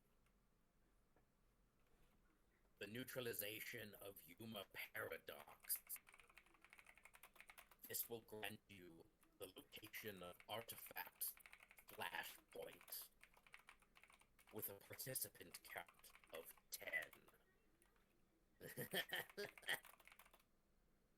This one's sure to end you. Out of character, how many quests have we failed so far? This is, if you check the records, this would be the first cycle. Which means you don't know how many cycles there have been, but 70 have failed. So, yeah, whichever one you fail next will be the 71st. And then, was it neutralization or capture of Yuma Chance? Yuma Chance is capture. Okay. There we go. So it is neutralize fungus and paradox. It is capture chance and negator undefined. Cool. It is immediately, as soon as the quests are finished, Reggie raises his voice. He is more serious than any of you have heard him before. Though, of course, it is only today that you met him. He says to you all, "Everybody shut up! No one is going on the Paradox quest. No one. That is final. Any arguing with that ruling at all will result in your expulsion. Do you understand?" Okay. Understood, King. Hero just nods. That Yes, sir. I understand. Sir, yes, sir. Loud and clear, King. Understood. Can I transfer Reggie myself speaks with my to power? Reggie speaks to Apocalypse directly and says, "Sign me up for Paradox and lock it in. No one else will participate." And the contract page for the Paradox mission burns away.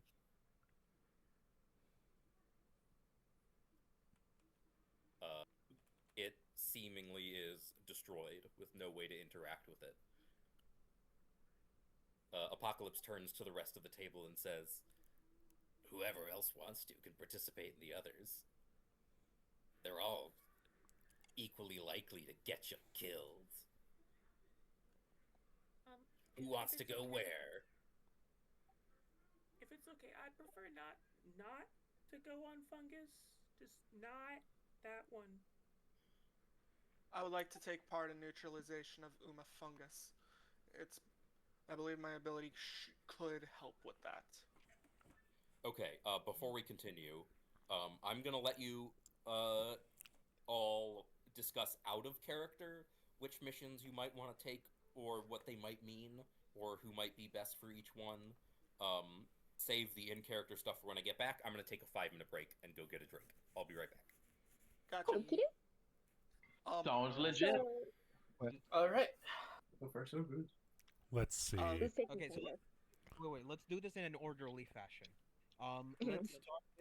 Let's start with the people here who want to take the first quest, neutralization of Yuma fungus. Just I'd like whoever to wants. take part. Me too. I also like to take part. So we got Okay, Hell King and and somebody- M10s. Okay. So two more. I'm like any debating on take whether I fungus? should do fungus or take undefined. Honestly, I Please do kind of. undefined me. You guys should take undefined. Trust me. Trust me, guys. I'm probably gonna take Leviathan. I am going to take chance. Me too. Okay. You're gonna take a chance at it. So hang on. Hey! So hey! quest Funny, 2. you're- Hold you're on. Super funny. So for capture of Negator Undefined, we have Terra, Buddha. Anyone else for Undefined? I think I'll have Ange. I think I'll have Ange do undefined. No, I'm going for. Yeah. chance. Okay. So these are who we've decided. Terra, I think that's not a good sign, is Nexus. Yes. That isn't. Yeah, it is. Buddha and Rakechi. So those are the ones for capture of of Negator Undefined. I think Tara wants to do chance actually. I said I want to do chance. I'm sorry. I'll A stick lot with of people are undefined. talking. Okay. So Yeah, no, I tend to with undefined then, if they're with chance. okay. So it's Buddha, Nexus, Rakechi, and Gas for Undefined, yes? Yes. Yep. Okay. Is that Good. Guess is a player. Yeah, No, it's me. Sorry. I think you're thinking of Donut. Because he just said he. I'm sorry. I was talking about taking on Uma fungus. I'm sorry. I'm not particularly good at associating names with faces, or with names with voices. Sorry. So I know it's Buddha, Nexus, Rakechi, and who is our fourth? Me. Donut. Donut. Okay. He said Okay. in the Oh, chat wait, he no. wants to go. Ah, okay. I didn't saw it. Okay. So that's our Honestly, 4. I think Ant should take part in fungus because of his armor. Okay. So The hold reason on. I'm saying that is it's quite possible it's going to be based around spores and stuff like that. With the armor, I it can can at also least help negate that to a certain extent. That's I've true. been I'm willing to do either or, like either go after undefined or fungus, but I'm like trying to think here. The understandable. only Uh, or the only argument Understandable. that I see for going into another Understandable. quest I'm would I'm be willing going to. for My undefined, fault. because undefined, from what I think, capturing undefined and what undefined could mean, I think Zep, who has unseparable, might come in handy if undefined does what I think it does. Okay. So Let's let's go ahead and start from the top of the quests and just focus on one at a time. Because otherwise we're going to get Sorry it for the chaos. all wrapped up. What we know that quest number 4 is off limits. The only one allowed to do that is King. Yep. So, And not me. yes. We need 4 people for neutralization of Yuma fungus. We have Hell King, I believe. Yes, I want to take on Uma fungus because I've been doing outside research and fungus are susceptible to the cold. Okay. Anyone else for the negation of Yuma fungus? I Me. can go 9. Me. Okay. I mean, Zer, do you want to do quest 3? Because if you do, then I can take on fungus. Yeah, if you like. I Yeah. I can I think do. Yep. Go on. Sorry. I can do either Chance of Undefined, just fungus. I don't think my character will help a lot, because I can extend Yuma's range with my ability by accident, so I prefer Undefined. Okay. Real quick. Shen, Bandit. Max. Yep. What's up? Max. Yeah, Yes, I got Max. we can hear you on your controller over the We mic. hear everything, dog. We can Oh, hear I'm you. so hear you sorry. beating it, bro. I'm so sorry. Everything. You need to chill out, man. Whatever you're Alright. doing, stop. Cool at Dark Side Phil. Come on. Are you winning, son? Actually, no. I'm getting my ass kicked. Damn. All right, so Just play Also, Conquer 05 head. Sir? Anyways, okay. So for quest number 1, I need people to lock in for this. We have Hell King. Any other volunteers? Me. Miles. Well, since my character has Unroot, if fungus happens to grow mushrooms in an area, I can use my ability and just remove them. Okay. Ooh. We still need another 2. Yes. Yep. Y'all need to. I think I can do fungus. Yeah. Okay. I think I'll do. Yeah, I'll do fungus. I can also do fungus. Wait. Rikechi, you're already signed on for capture of Undefined. Well, Zer wants to do undefined, and I'm just thinking, oh, well, I Okay. can I can just swap places. Since Yeah, he Helen trained Okay. wants to with, come with help me. with fungus. Okay, that's easy fix. All right. We need one more. Tara, you said you're running capture of Yuma Chance, right?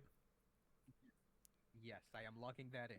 So logistically, since we have the queen on Chance, I suppose Jack should go with fungus. So that we have This will be interesting. so that we have at least one high-ranking member on each quest. So that quest number 1 will be okay. So quest number 1. It would. Sorry, you were saying something? Sorry. I was just saying. It would beneficial if 9 goes to fungus, since he's not organic in the slightest. Oh, you're true. True. True. True. You know, it would just work out. Hell King, what is your rank? I am the 6th rank. Okay. I think that's supposed to be Red Midas. Mimi, sorry. Yeah. What is your character's rank? 4th, number 4. 4. Okay. Rakechi. I'm 7th, I believe. Okay, so we have 4, 7, and I'm sorry, I have a bad memory. Hell King, what was yours again? I'm double 6. 6. So 7, 6, and 4.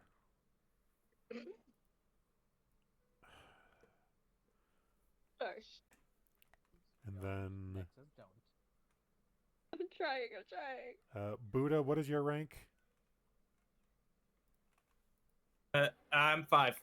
5. Yeah, I am Nexus. My thing says deuce. I don't know the numbers. 2.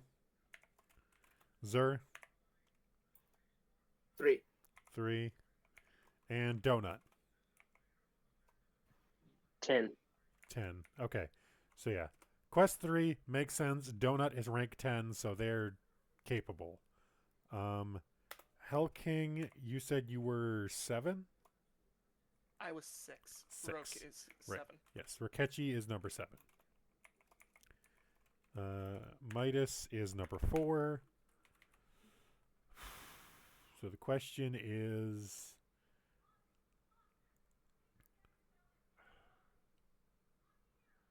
who is number 9? Does anyone remember who number 9 is? That would be me.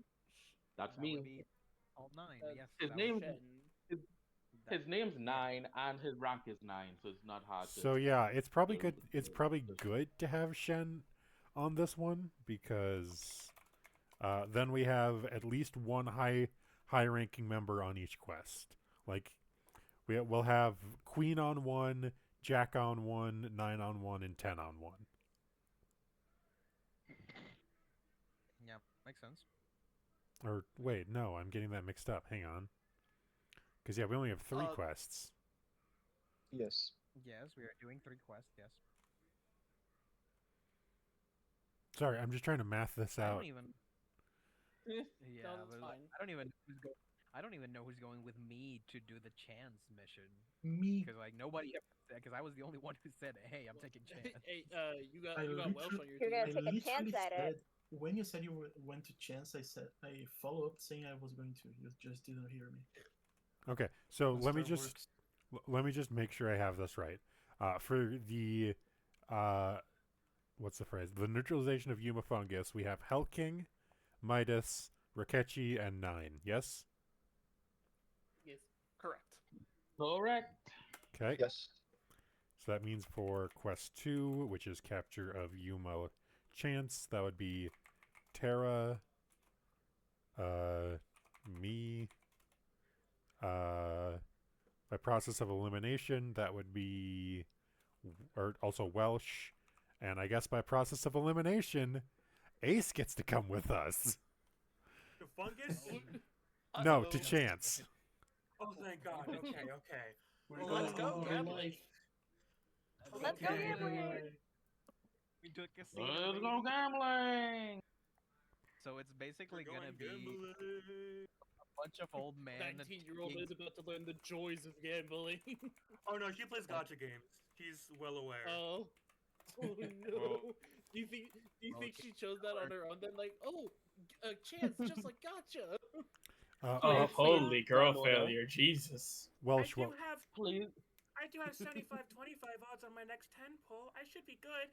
Hey, Welsh, Ace, are you what was feeling your lucky? number? Very. 8. Okay. Yeah. So it's funny. On quest 2, we have Terra, who is queen. We have Gray, who is Jack. Welsh, who is 8, and then Nora, who is 1. That is a very They're overpowered babysitting. team. is a very We're OP. not That taking any quest, chances on the chance quest. Chance is getting obliterated. Chance is getting fucked up. Honestly, I Hey think it's a man, good thing. Chance hey is man, most likely going to be the most annoying. Probably. Unless It fungus is has like probably. the power to create just mushrooms everywhere. I mean, That is why we're being fungus smart. are decay, so Chance is just a casino. You just the entire thing's just a casino. No, how about chance is literally every quite Also, we similarly will to what we're doing. also in the worst case scenario, if the strongest members went to fungus, there is the possibility that fungus has like control over that specific parasite that like takes over cordyceps, your brain. Oh, Ugh. cordyceps. cordyceps Oh, the mushrooms. cordyceps. Yeah, so Cordyceps. we don't want fungus taking over the strongest members of the union. Absolutely. And let's not forget, fungus are But poison. but Oh cordyceps yeah. can't take control of humans yet. Okay, yeah, but this is an Undead Unluck RP This is you Maybe guys he are can in talking phase about. 3. But yeah. So Fucking we're super cordyceps. okay. So us. That's the OP team taking on Chance, and then who Chance is is like a going cousin on? to Luck. Yeah, yeah, kind of.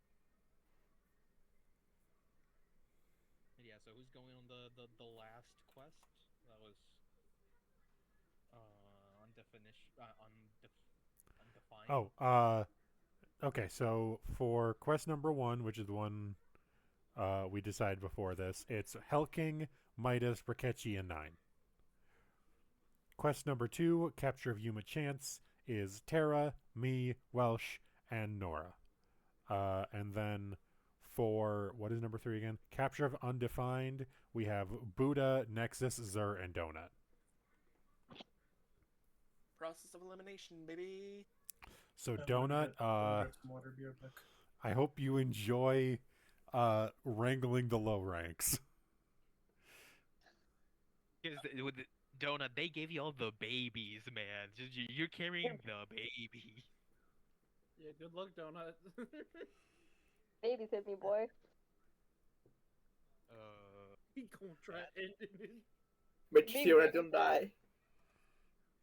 That's gonna be funny. If it looks like you're about to die, retreat. See, Oh. I Good rule wanted. of thumb. I was thinking about Yep, doing. done. I was thinking about doing like either fungus or undefined because well, I was leaning more towards like undefined because that's a capture quest, and my skill is more into like bronze, so I could hold them in place if I got a hold of them. But like I could still probably do well on fungus since I have the armor and also big strength. We're gonna need respirators to make sure spores don't get into us. Or at least 3 of us will. Yeah. Yeah, I could probably just get like a respirator just built in real quick into my armor. Yeah. Gonna need a new scope and some increase on firepower. I mean, we have like 3 months to get these quests done, right? Yeah. Yep. That's the SOB. time frame. So yeah, we have 3 months to figure this out, or to figure out getting you Also, guys equipped and ready for Yuma Fungus. Yeah. And also, Genesis, since you are on gravity and I am on separable, we can do that strategy that we discussed on Unreal discussion of just Oh, grabbing no. like, a huge, enormous like boat and just float it up into the air and just Hey, Tara. throw it on gravity and on separable. What's the chance that the boat explodes before it hits? Uma Chance is oh, going to be like a fucked up version of Unluck. I mean, no, see, the thing is, Unseparable works by making things that are touching each other stick together. It doesn't have to be near the user. Like, for example, if I touch the water and within the water, like 100-mile radius, there is a boat on the water, then the boat will stick to the water, and I'm still one.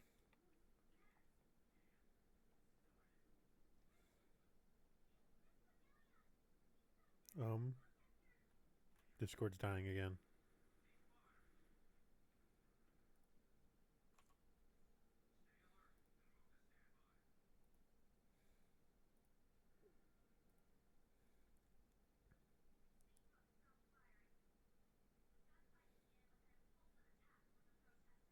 No, my internet is just fucking dying.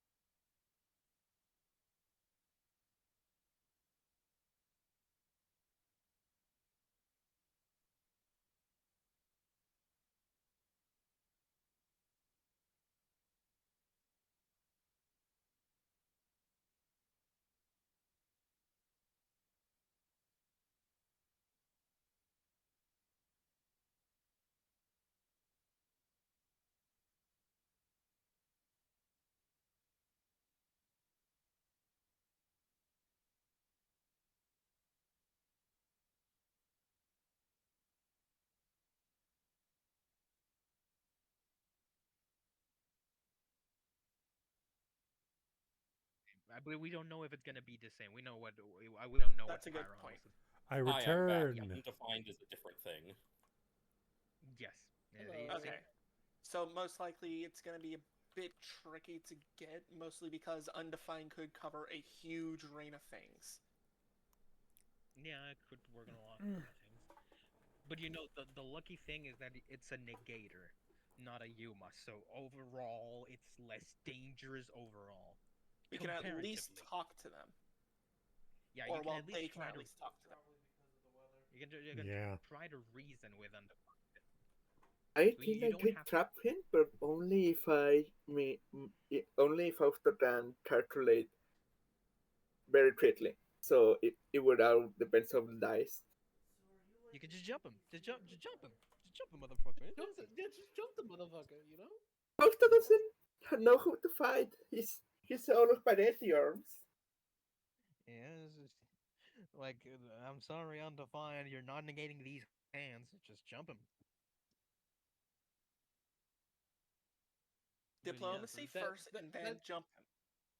Yeah, well, it all depends on what exactly he's not defining. Yeah, Because if his identity is undefined, then that could be, kind of tricky. Oh. Yeah, because that would true. basically be unknown.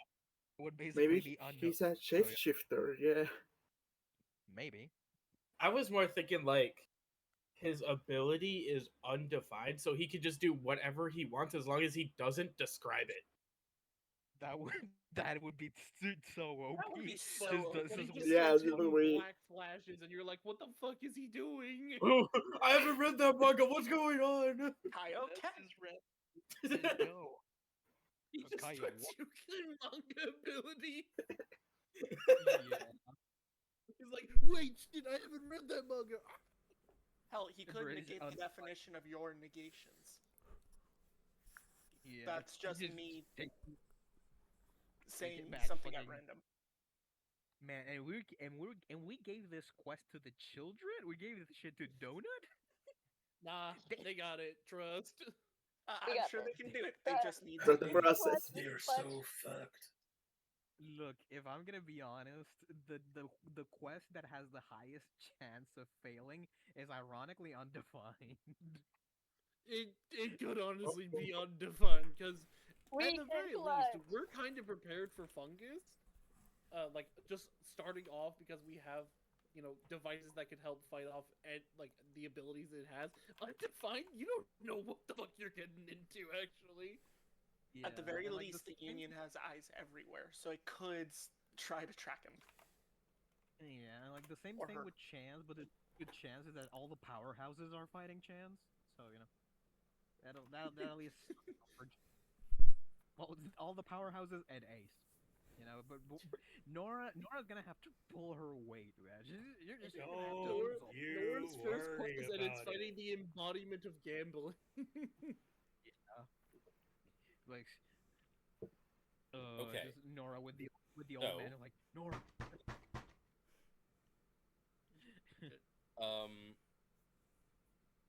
So let me get things straight on what you guys are thinking before we get back in character. I did DM it to you just now. Right. Yeah. I'm looking at that right now. Did you number these quests? Hold on. Yeah, quest 1, quest 2, quest 3. Okay. Yeah, like you did. No, I'm just I'm not sure which order you put them in, but quest 1 being fungus, right? Yes. Okay. Same order I had them up. Do you have all of here. the info about the quests that I gave you? Yes, right here. Because, I just replied to it in chat. 2 of them are not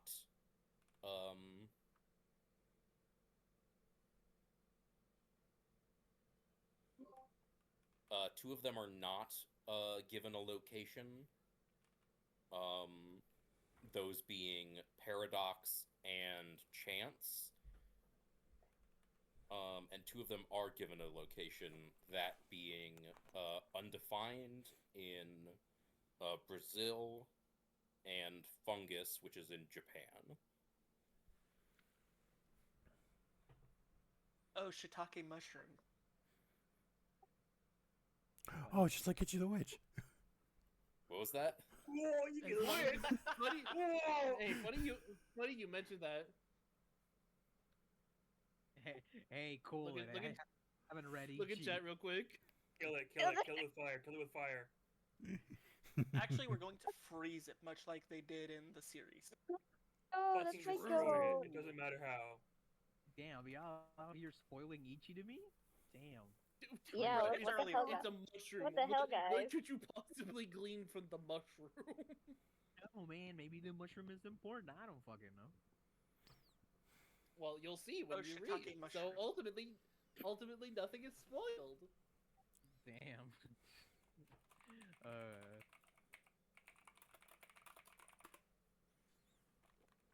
Wait, where is Undefined again? Brazil. Undefined's in Brazil, yeah. It's in Rio. Spoiling the mushroom. And Japan is not far. Brazil is not far. Wait. And it's an image of someone swimming in a river. Which mission? Which quest was in Japan? Mushroom or fungus. Fungus is in Japan. Oh, Would it be possible if I? You are a weeb, if you wanna. You are a weeb. You are a Just starts samurai. Sorry. fanboying, like, We need yo! somebody high tier to babysit the kids. So No. sorry, Donut, we cannot have you join. Oh Do you want man. to swap with someone and go to He's Japan? 17 and a half. Yeah.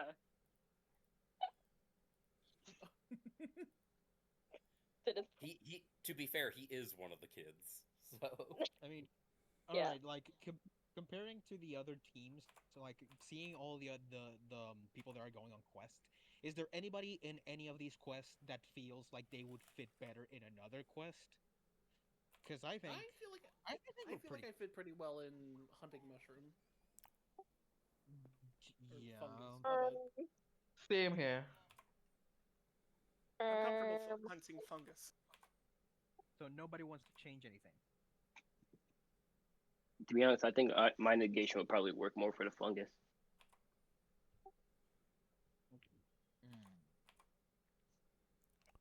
Can you So explain why? but the problem is, if we were to move donut to fungus, that would mean we have to switch 9 over to undefined, which, in order to keep the I think that'd be balance we were okay. going for, unless Rakechi wanted to take undefined. And also, like, I could swap with I could swap to undefined because again, I could hold them in place since I'm a big brawny dude. That sounds fine, and I also want to mention that, the rankings are not strict, like, listings of power. You know, so, like, a bunch of a team of low-ranking members can still be just as strong in different scenarios. It's not about DPS, remember, like, this is, the one thing we are not doing is power scaling. Right. No, it's just in universe. I'm justifying this as both me myself and Gray will be like, yes, it depends on whose negations works how, but also he wants a high-ranking member with each party just to chaperone, if nothing else. Yeah. Yeah, Okay. no, that makes sense to me. So we switch Donut to 1 and Rakechi to 3. That sounds great. Yeah, that works. Okay. Then All right. All right. Has anyone else anything to bring up? Out of character? No.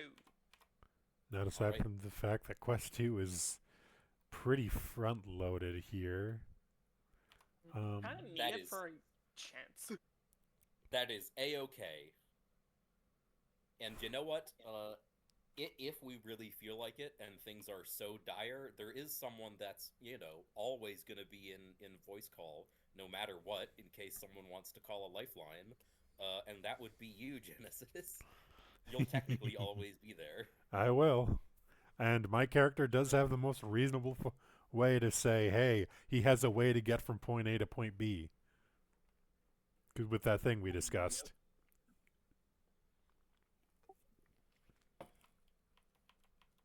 But yeah, we're still gonna that thing. vote, right? Okay. Now that all of that is covered,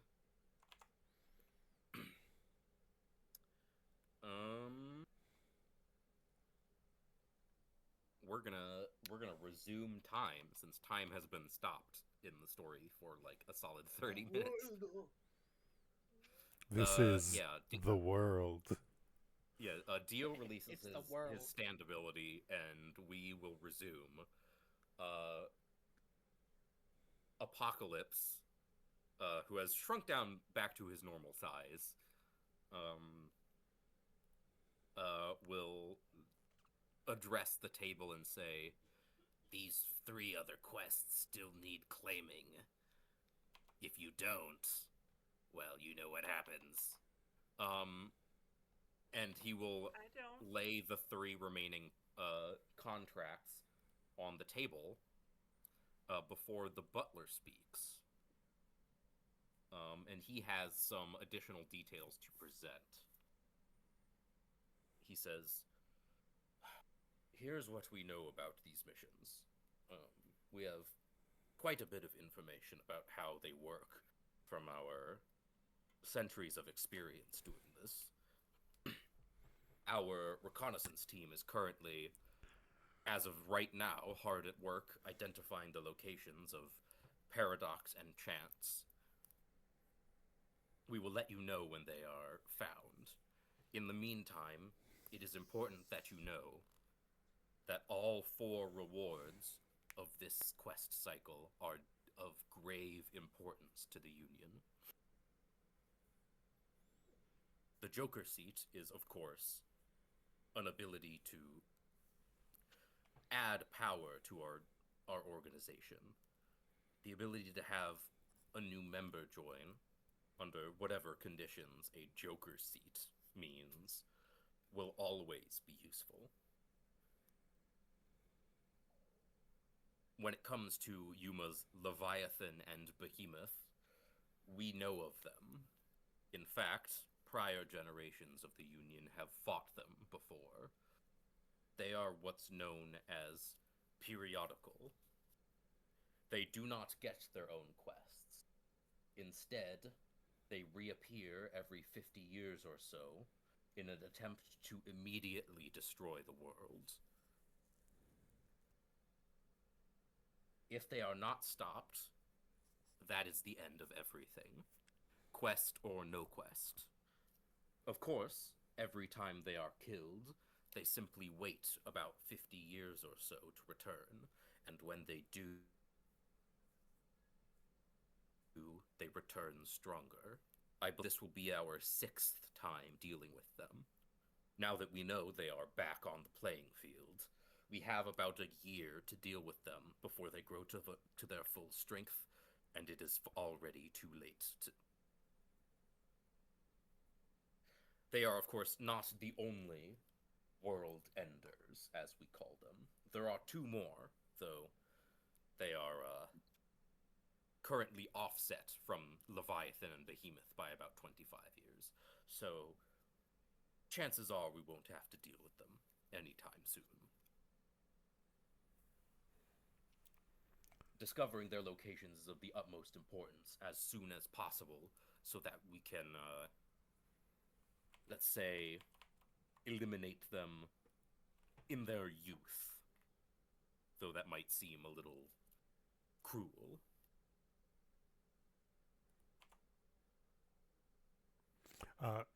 That is all. If any of you have opinions on which missions would be most suited to your talents, speak now. Your little speech reminded me. He's going to pick up one of the folders he brought and set it in front of the king. This is a file on all our current known Yumas. I figured in your new position you would be able to use this. It's a bit of tradition when someone new picks up the crown. Reference on all currently known Yumas, negators, and artifacts. Yeah, I know most of this shit anyway. You think I was just, yeah, so, while you were all doing whatever it is you do, I was studying the blade or whatever. Okay, he's, like, rifling through them. He's looking for a specific page, it looks like. This guy. There he is. He pulls out the page on Undefined. And he will set it forward. It has very few details, no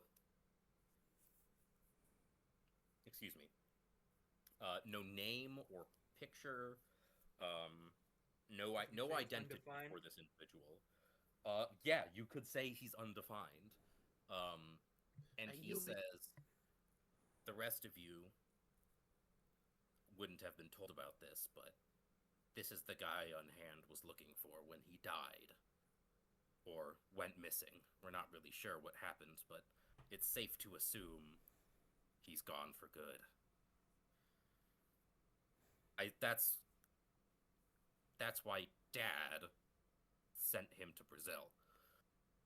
I don't know why he wasn't with someone else at the time, but I guess he was more suited for solo missions or something. It always rubbed me the wrong way. The Don was a smart man. He never sent a single person on a mission without a partner.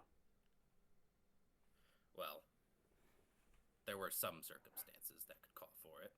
But, well, I don't know. We don't really know much about this guy. He's hard to find. last I heard, he was spotted somewhere downtown, but then I don't know. He disappeared. You can probably assume that whatever got unhanded is probably out to get you too. So be prepared, or however it is you do it.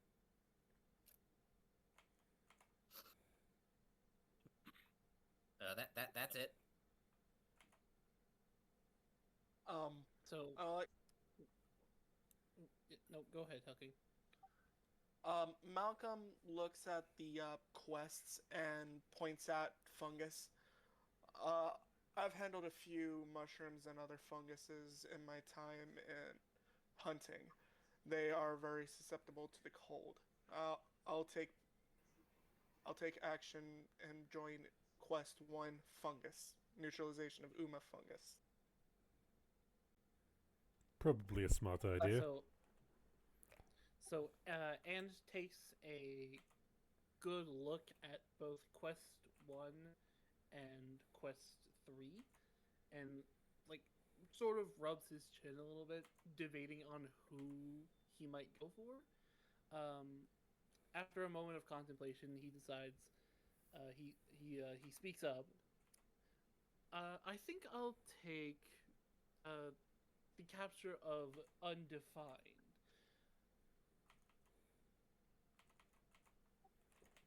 Any objections?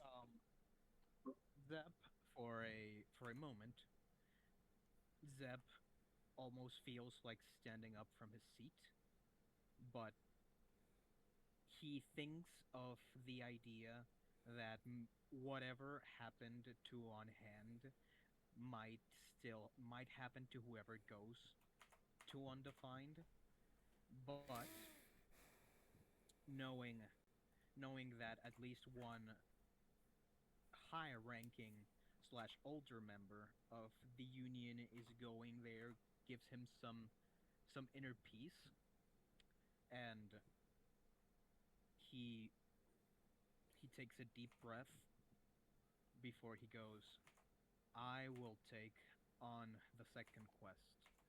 I will go after Chance.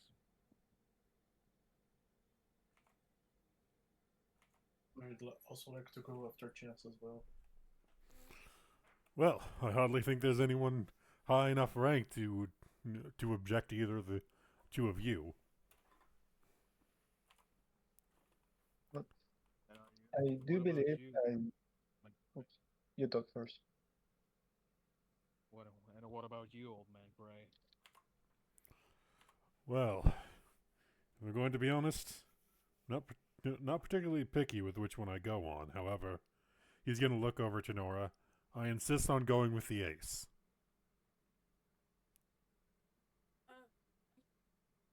Okay. Always do really well taking care of the new ones. She's young and she's inexperienced. She's going to need someone willing to keep an eye on her. And no offense, Queen, that's not exactly up your alley. I will take no offense to that, but if you really want to take care of the kid, then you two can come with me then. Okay. Any opposition to that idea? Not really. I'm sorry if I track you guys down. There's nothing to... Just try to... Your life is as important as the quest. Alright? Don't forget about that. Thank you. Oh, and to answer your earlier question, should we fail at any of these quests, or simply decide we do not wish to complete it, he's gonna look down at her, kind of lowering his hat a little. Then we fail the quest, and a penalty is added. At this, Apocalypse registers this being mentioned and says, "Oh, too right indeed, and this one's a doozy." Failure at any of these quests will introduce Uma Fantasia. You really don't want this one going through. Definitely sounds Really? like a That's fun time. yeah, fantasy sounds nice. Why would we be bad at all? Yeah, totally. It's a fun time. You should quit the quest now so that it happens.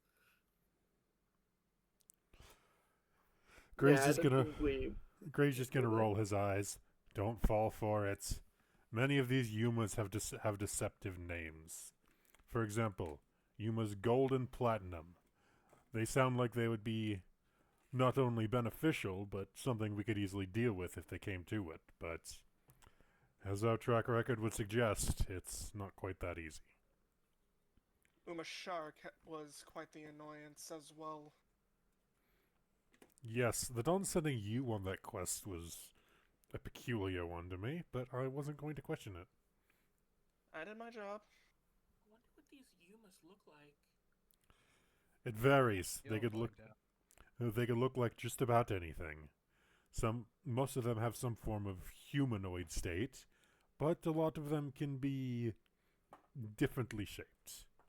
Yuma Shock, for example, is rather self-explanatory. Have you ever heard of a megalodon? Yeah, I have. Consider Imagine one about that, but 10 times the size. A lot of I them have see. spiky teeth. Yes, Apocalypse. You are quite one to talk, aren't you? Watch. Wait, I might bite you. Don't threaten me. Who else will be going on quest? Mr. Senate, do you mind if I accompany you with the capture of Undefined? No, that's just fine. You can come right with me. I think we don't have a good pair with you and I.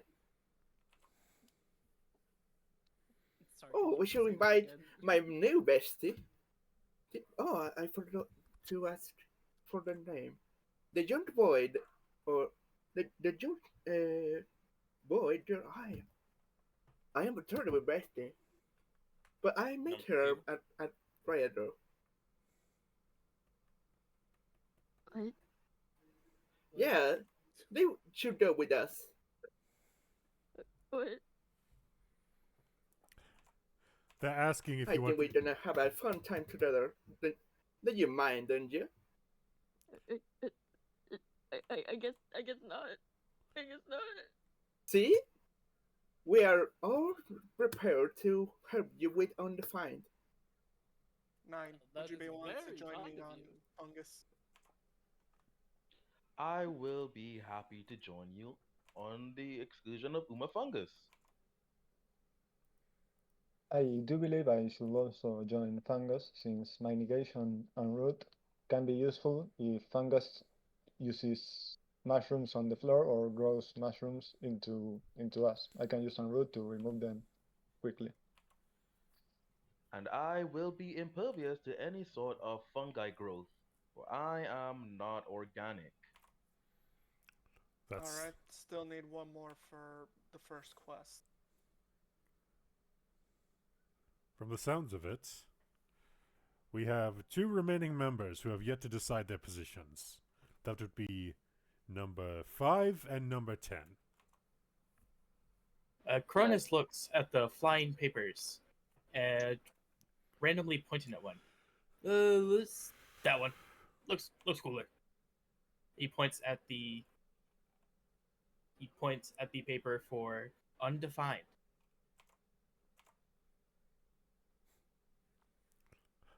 Oh, looks like we have will our be team set up, upgrade right? group.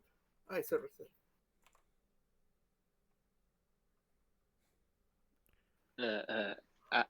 I'd like to go into the fungus mission, please. I feel my negation would be very helpful. Then it sounds like we have our teams.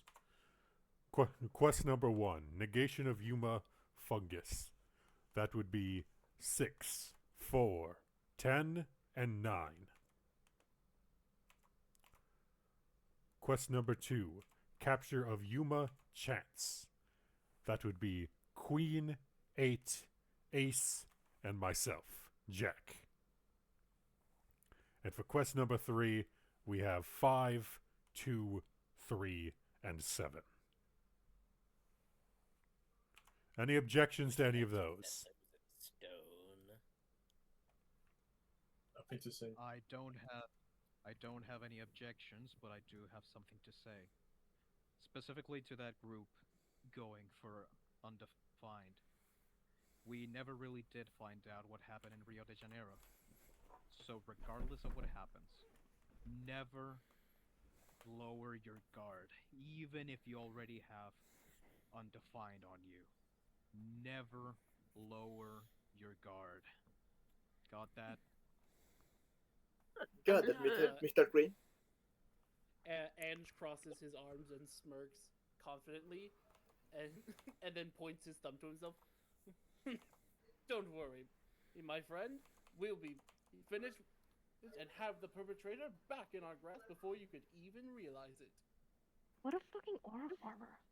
I'm glad you're I so mean, what if he confident. said that? I'm glad you're so confident because you are going to be on chaperone duty for this as the highest ranking member. Understood, boss. Don't call me that. You know that's king. What? If possible. Don't call me that. Don't call me boss. That sounds weird. I'm like, don't do that. I'm not old. You. Okay. What? You look. What are you, like 25? Don't call me boss. I'm 19. Yeah, old. Not really. Old. Oh yeah. Possible, can we get some? Okay. I bet you've seen a dinosaur. I mean, at museums.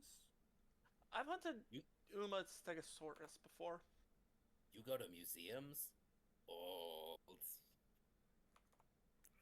All right, I'm leaving. I've got to go prepare. I've got to go prepare for my serious mission. He gets up and he Is your serious mission nap time? Yeah, nap time with your mom. My mom is dead. Oh. Oh. I'm sorry. I'm sorry for your loss.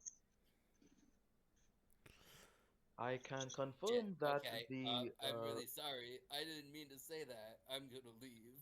And he runs. He bolts.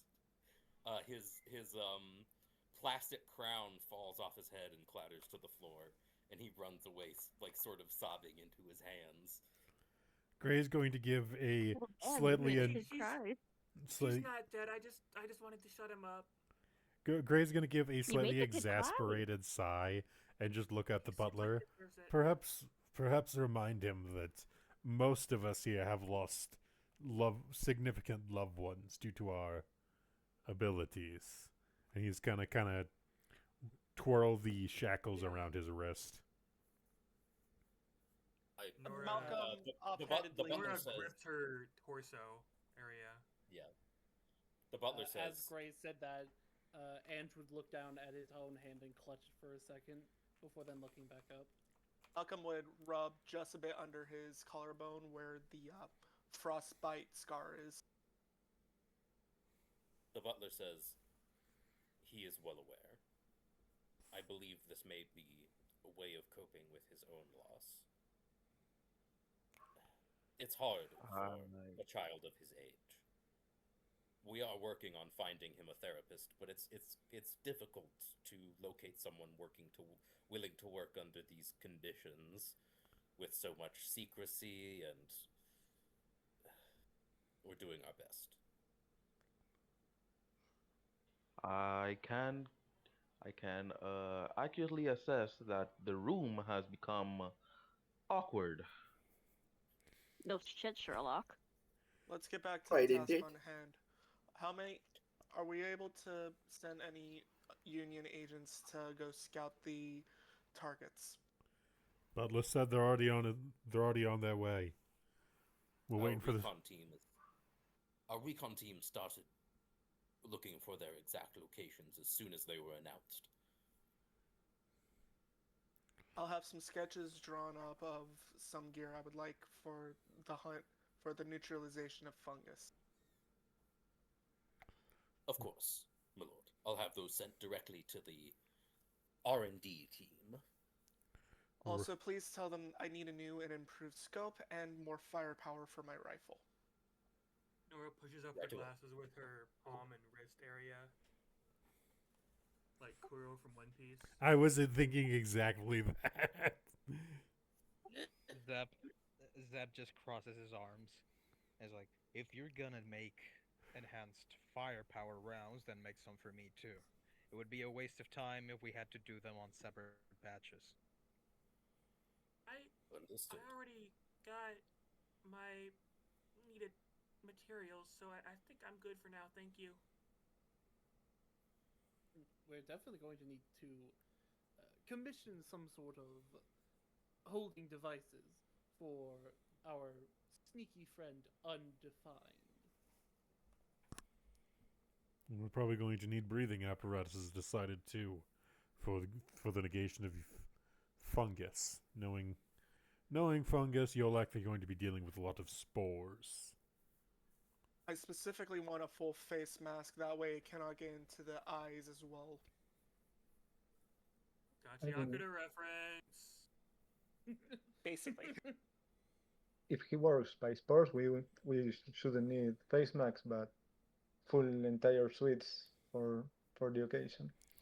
Better safe than sorry, especially dealing with Umas. Frankly, would be a bad idea to go in there with full hazmat suits. At the very least, we all need to be aware that our lives are just as important as completing the quests, especially with the disappearance of Undead. Yes. Right, you sixth. Above all, we must ensure that we survive.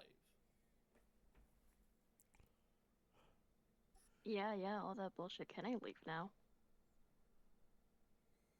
Is it going to go to training? No. Enthusiastic as ever, aren't you? Of course. You know what? Love my job. That is a good idea. Woohoo. We are going to need to train if we're going to capture a sneaky fellow such as Undefined.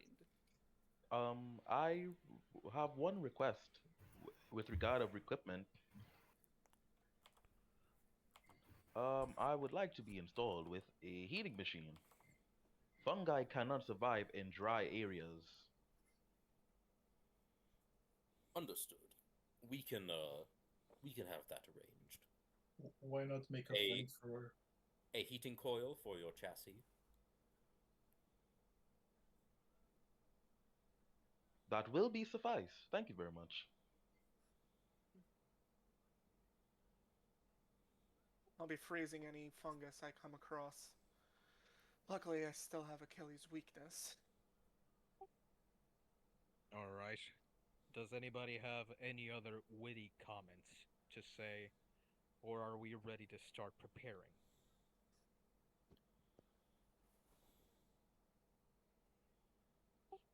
I'll take the silence as its own answer. You heard that, King. King is gone. You mean Apocalypse? Yeah. I forgot the leader left already. You got it.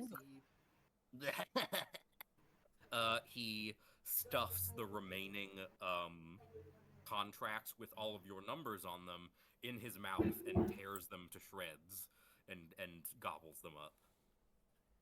That'll be all. See you next time. And he will fall dormant. He's just a book now. On the table. Man, that book is such a fat ass. Yeah, it does suck. Absolutely. But it has a great charm. I cannot lie about that. Gray is gonna look over. Gray's gonna look over at Nora. please Don't lie touch not. it. Stupid teeth. Oh, it's not the teeth you have to deal with. Apocalypse, among many other things, is an artifact. Meaning, and considering how long he's been around, you don't want to know what kind of secrets are locked in that book.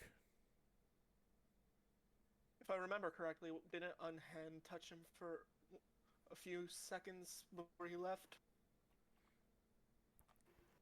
Yes, and that's one of the things that continues to concern me about his disappearance. Nora pauses as she was about to poke Apocalypse, and she just like slowly pulls her hand back to holding her briefcase in front of herself with both hands. Malcolm looks over at the butler. Before you get ready for, I would like a list of all known funguses as well. A comprehensive list of the familia fungus? Best to know the enemy, even if Uma fungus is going to be unique. A good idea is always to have an understanding. I will put you in contact with one of our librarians. Thank you. Thank you.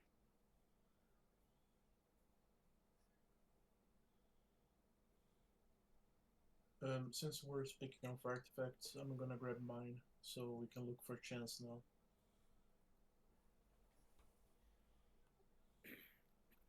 All right.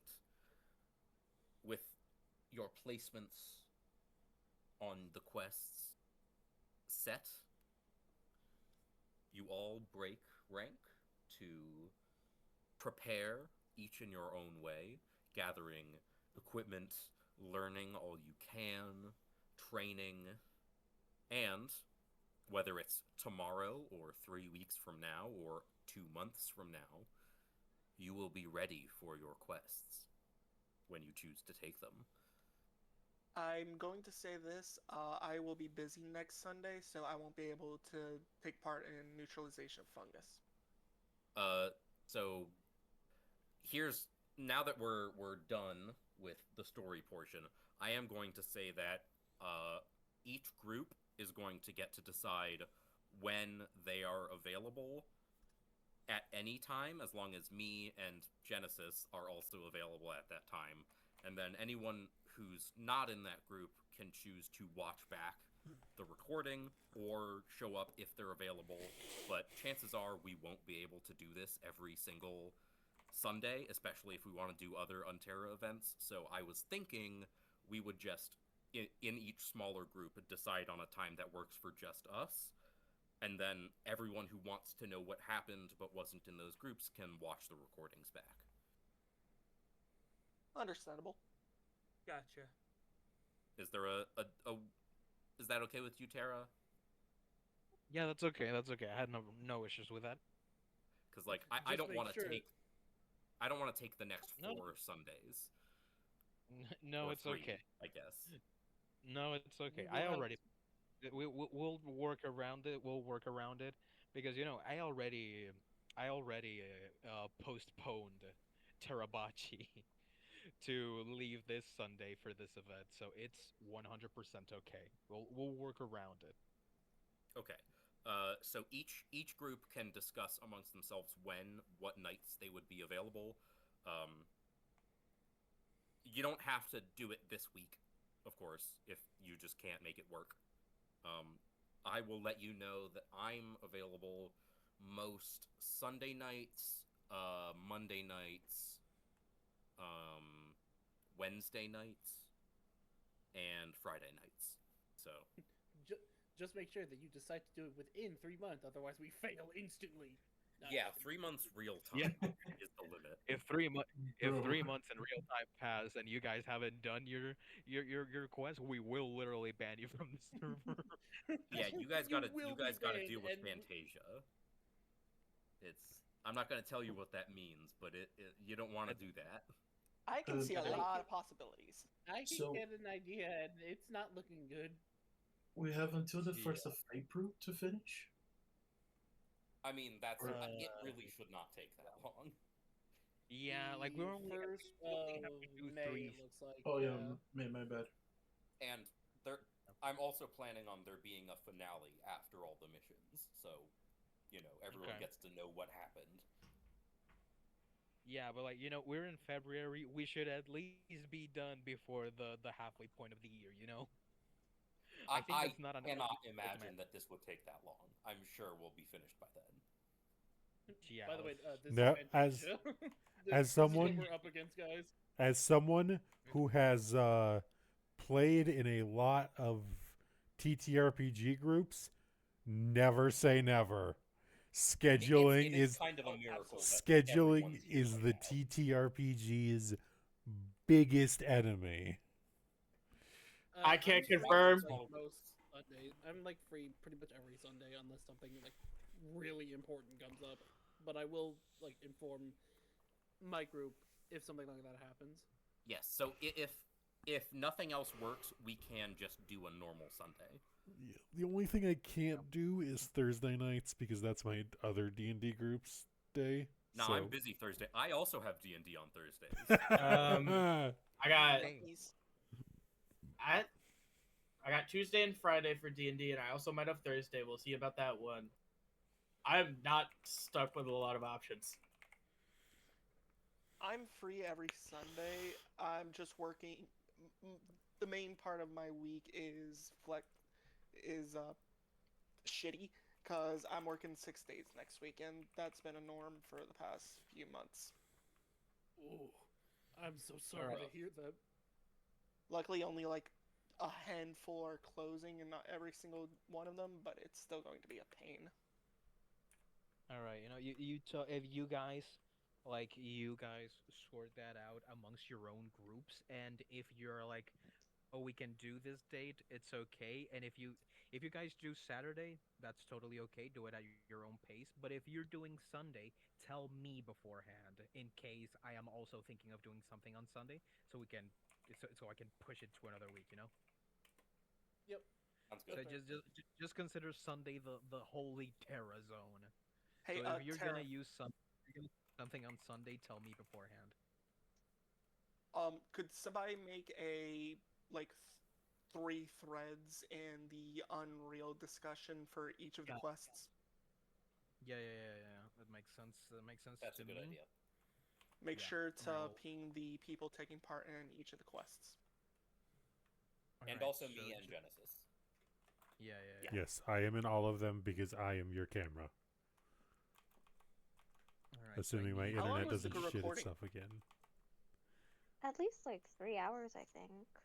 Are we Yeah, still yeah. recording? Yeah, we're still recording. All right. Pyrrhon, do you want to do an outro or do you want me to do it?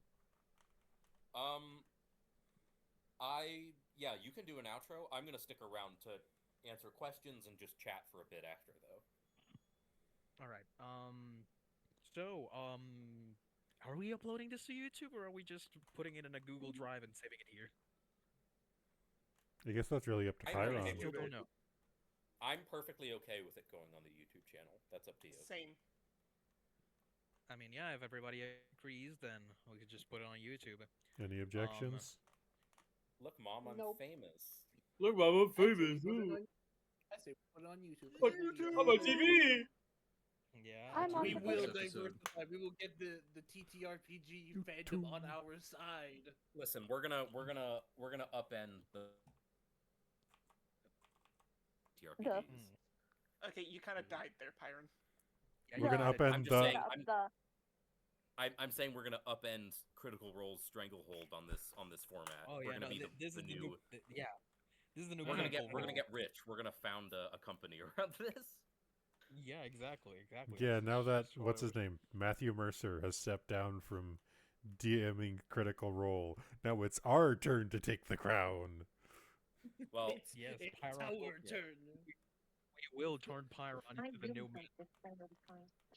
Nobody even like how fucking Daggerheart. like how All Might was Dark Might was trying to replace All Might. We're like evil Matthew Mercer. That's us. Yeah, Pyrrhon, you're gonna be the new Matt Mercer, brother. Yeah, Let's go. I'm Matthew Mercer. Wow. Wario looking Alright, ass. so From now on, it's our turn. Yeah. We can probably end the recording here. Thanks everyone Hold who on, I listened think for there's. listening. Hold on, maybe not. I What's wanted to up? do some like.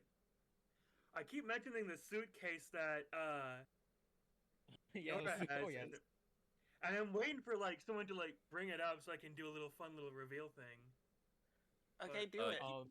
What's in the fucking suitcase? I'm scared. What's in the box? What's in the It's box? The Nora's engine, like, it's oh, the engine bag. Like, am I really gonna have to use what's in this? Hey, don't spoil Tara. she takes out she puts. Oh, you're curious about the briefcase? She puts it on the table. Unlatches it, opens it up, puts on two gloves. Like, but the gloves have like long, like extremely long, 3-foot long blades on each fingertip, like Captain Kuro from motherfucking One Piece, which is why I brought it up earlier. Whoopee. Damn. Also, why I mentioned Jabber. With her negation ability, the blades just go straight through her, like she's like they just no clip through her body. Okay, that's fucking funny. That's hilarious. That's funny. Oh, let's go. But can you? But I can hope you it's beat not people? too unnerving. Seen worse. Stop. I can't wait for her to start hitting this on someone. Nora after accidentally killing the embodiment of chance. Just Hey, she got lucky. go lucky. Yeah, what were the chances of that, huh, guys? And Yeah, everybody's like, what are the chances I of guess it's 100%. Pity roll. like fucking Chance drops dead, and Nora's like, I guess that was on rate up, right, guys? Like rate up, like a banner, like a gotcha. Oh, come on. I got a 5-star. Like, That's just I do want to mention the the last thing that anyone sees of Ange is just them suddenly grabbing Hero and dragging them off to go train in preparation to hunt down Undefined. I am so glad I brought Yeah. that up. I thought that would be such a funny idea. Like, Really all scared. right, come now, second. We must go and prepare for our quest. Yeah. Oh. Please let me Yo. rot in my room for 10 more days, months, please. We are Okay, unreeling it now. Okay, so I'm for not real, unreeling it. we're Nora ending puts the away recording her here. gloves. All right, goodbye. All right. Stay Yeah, poly. Sorry for that ending, but see ya. Good night. Bye. That's a Good good night. sign.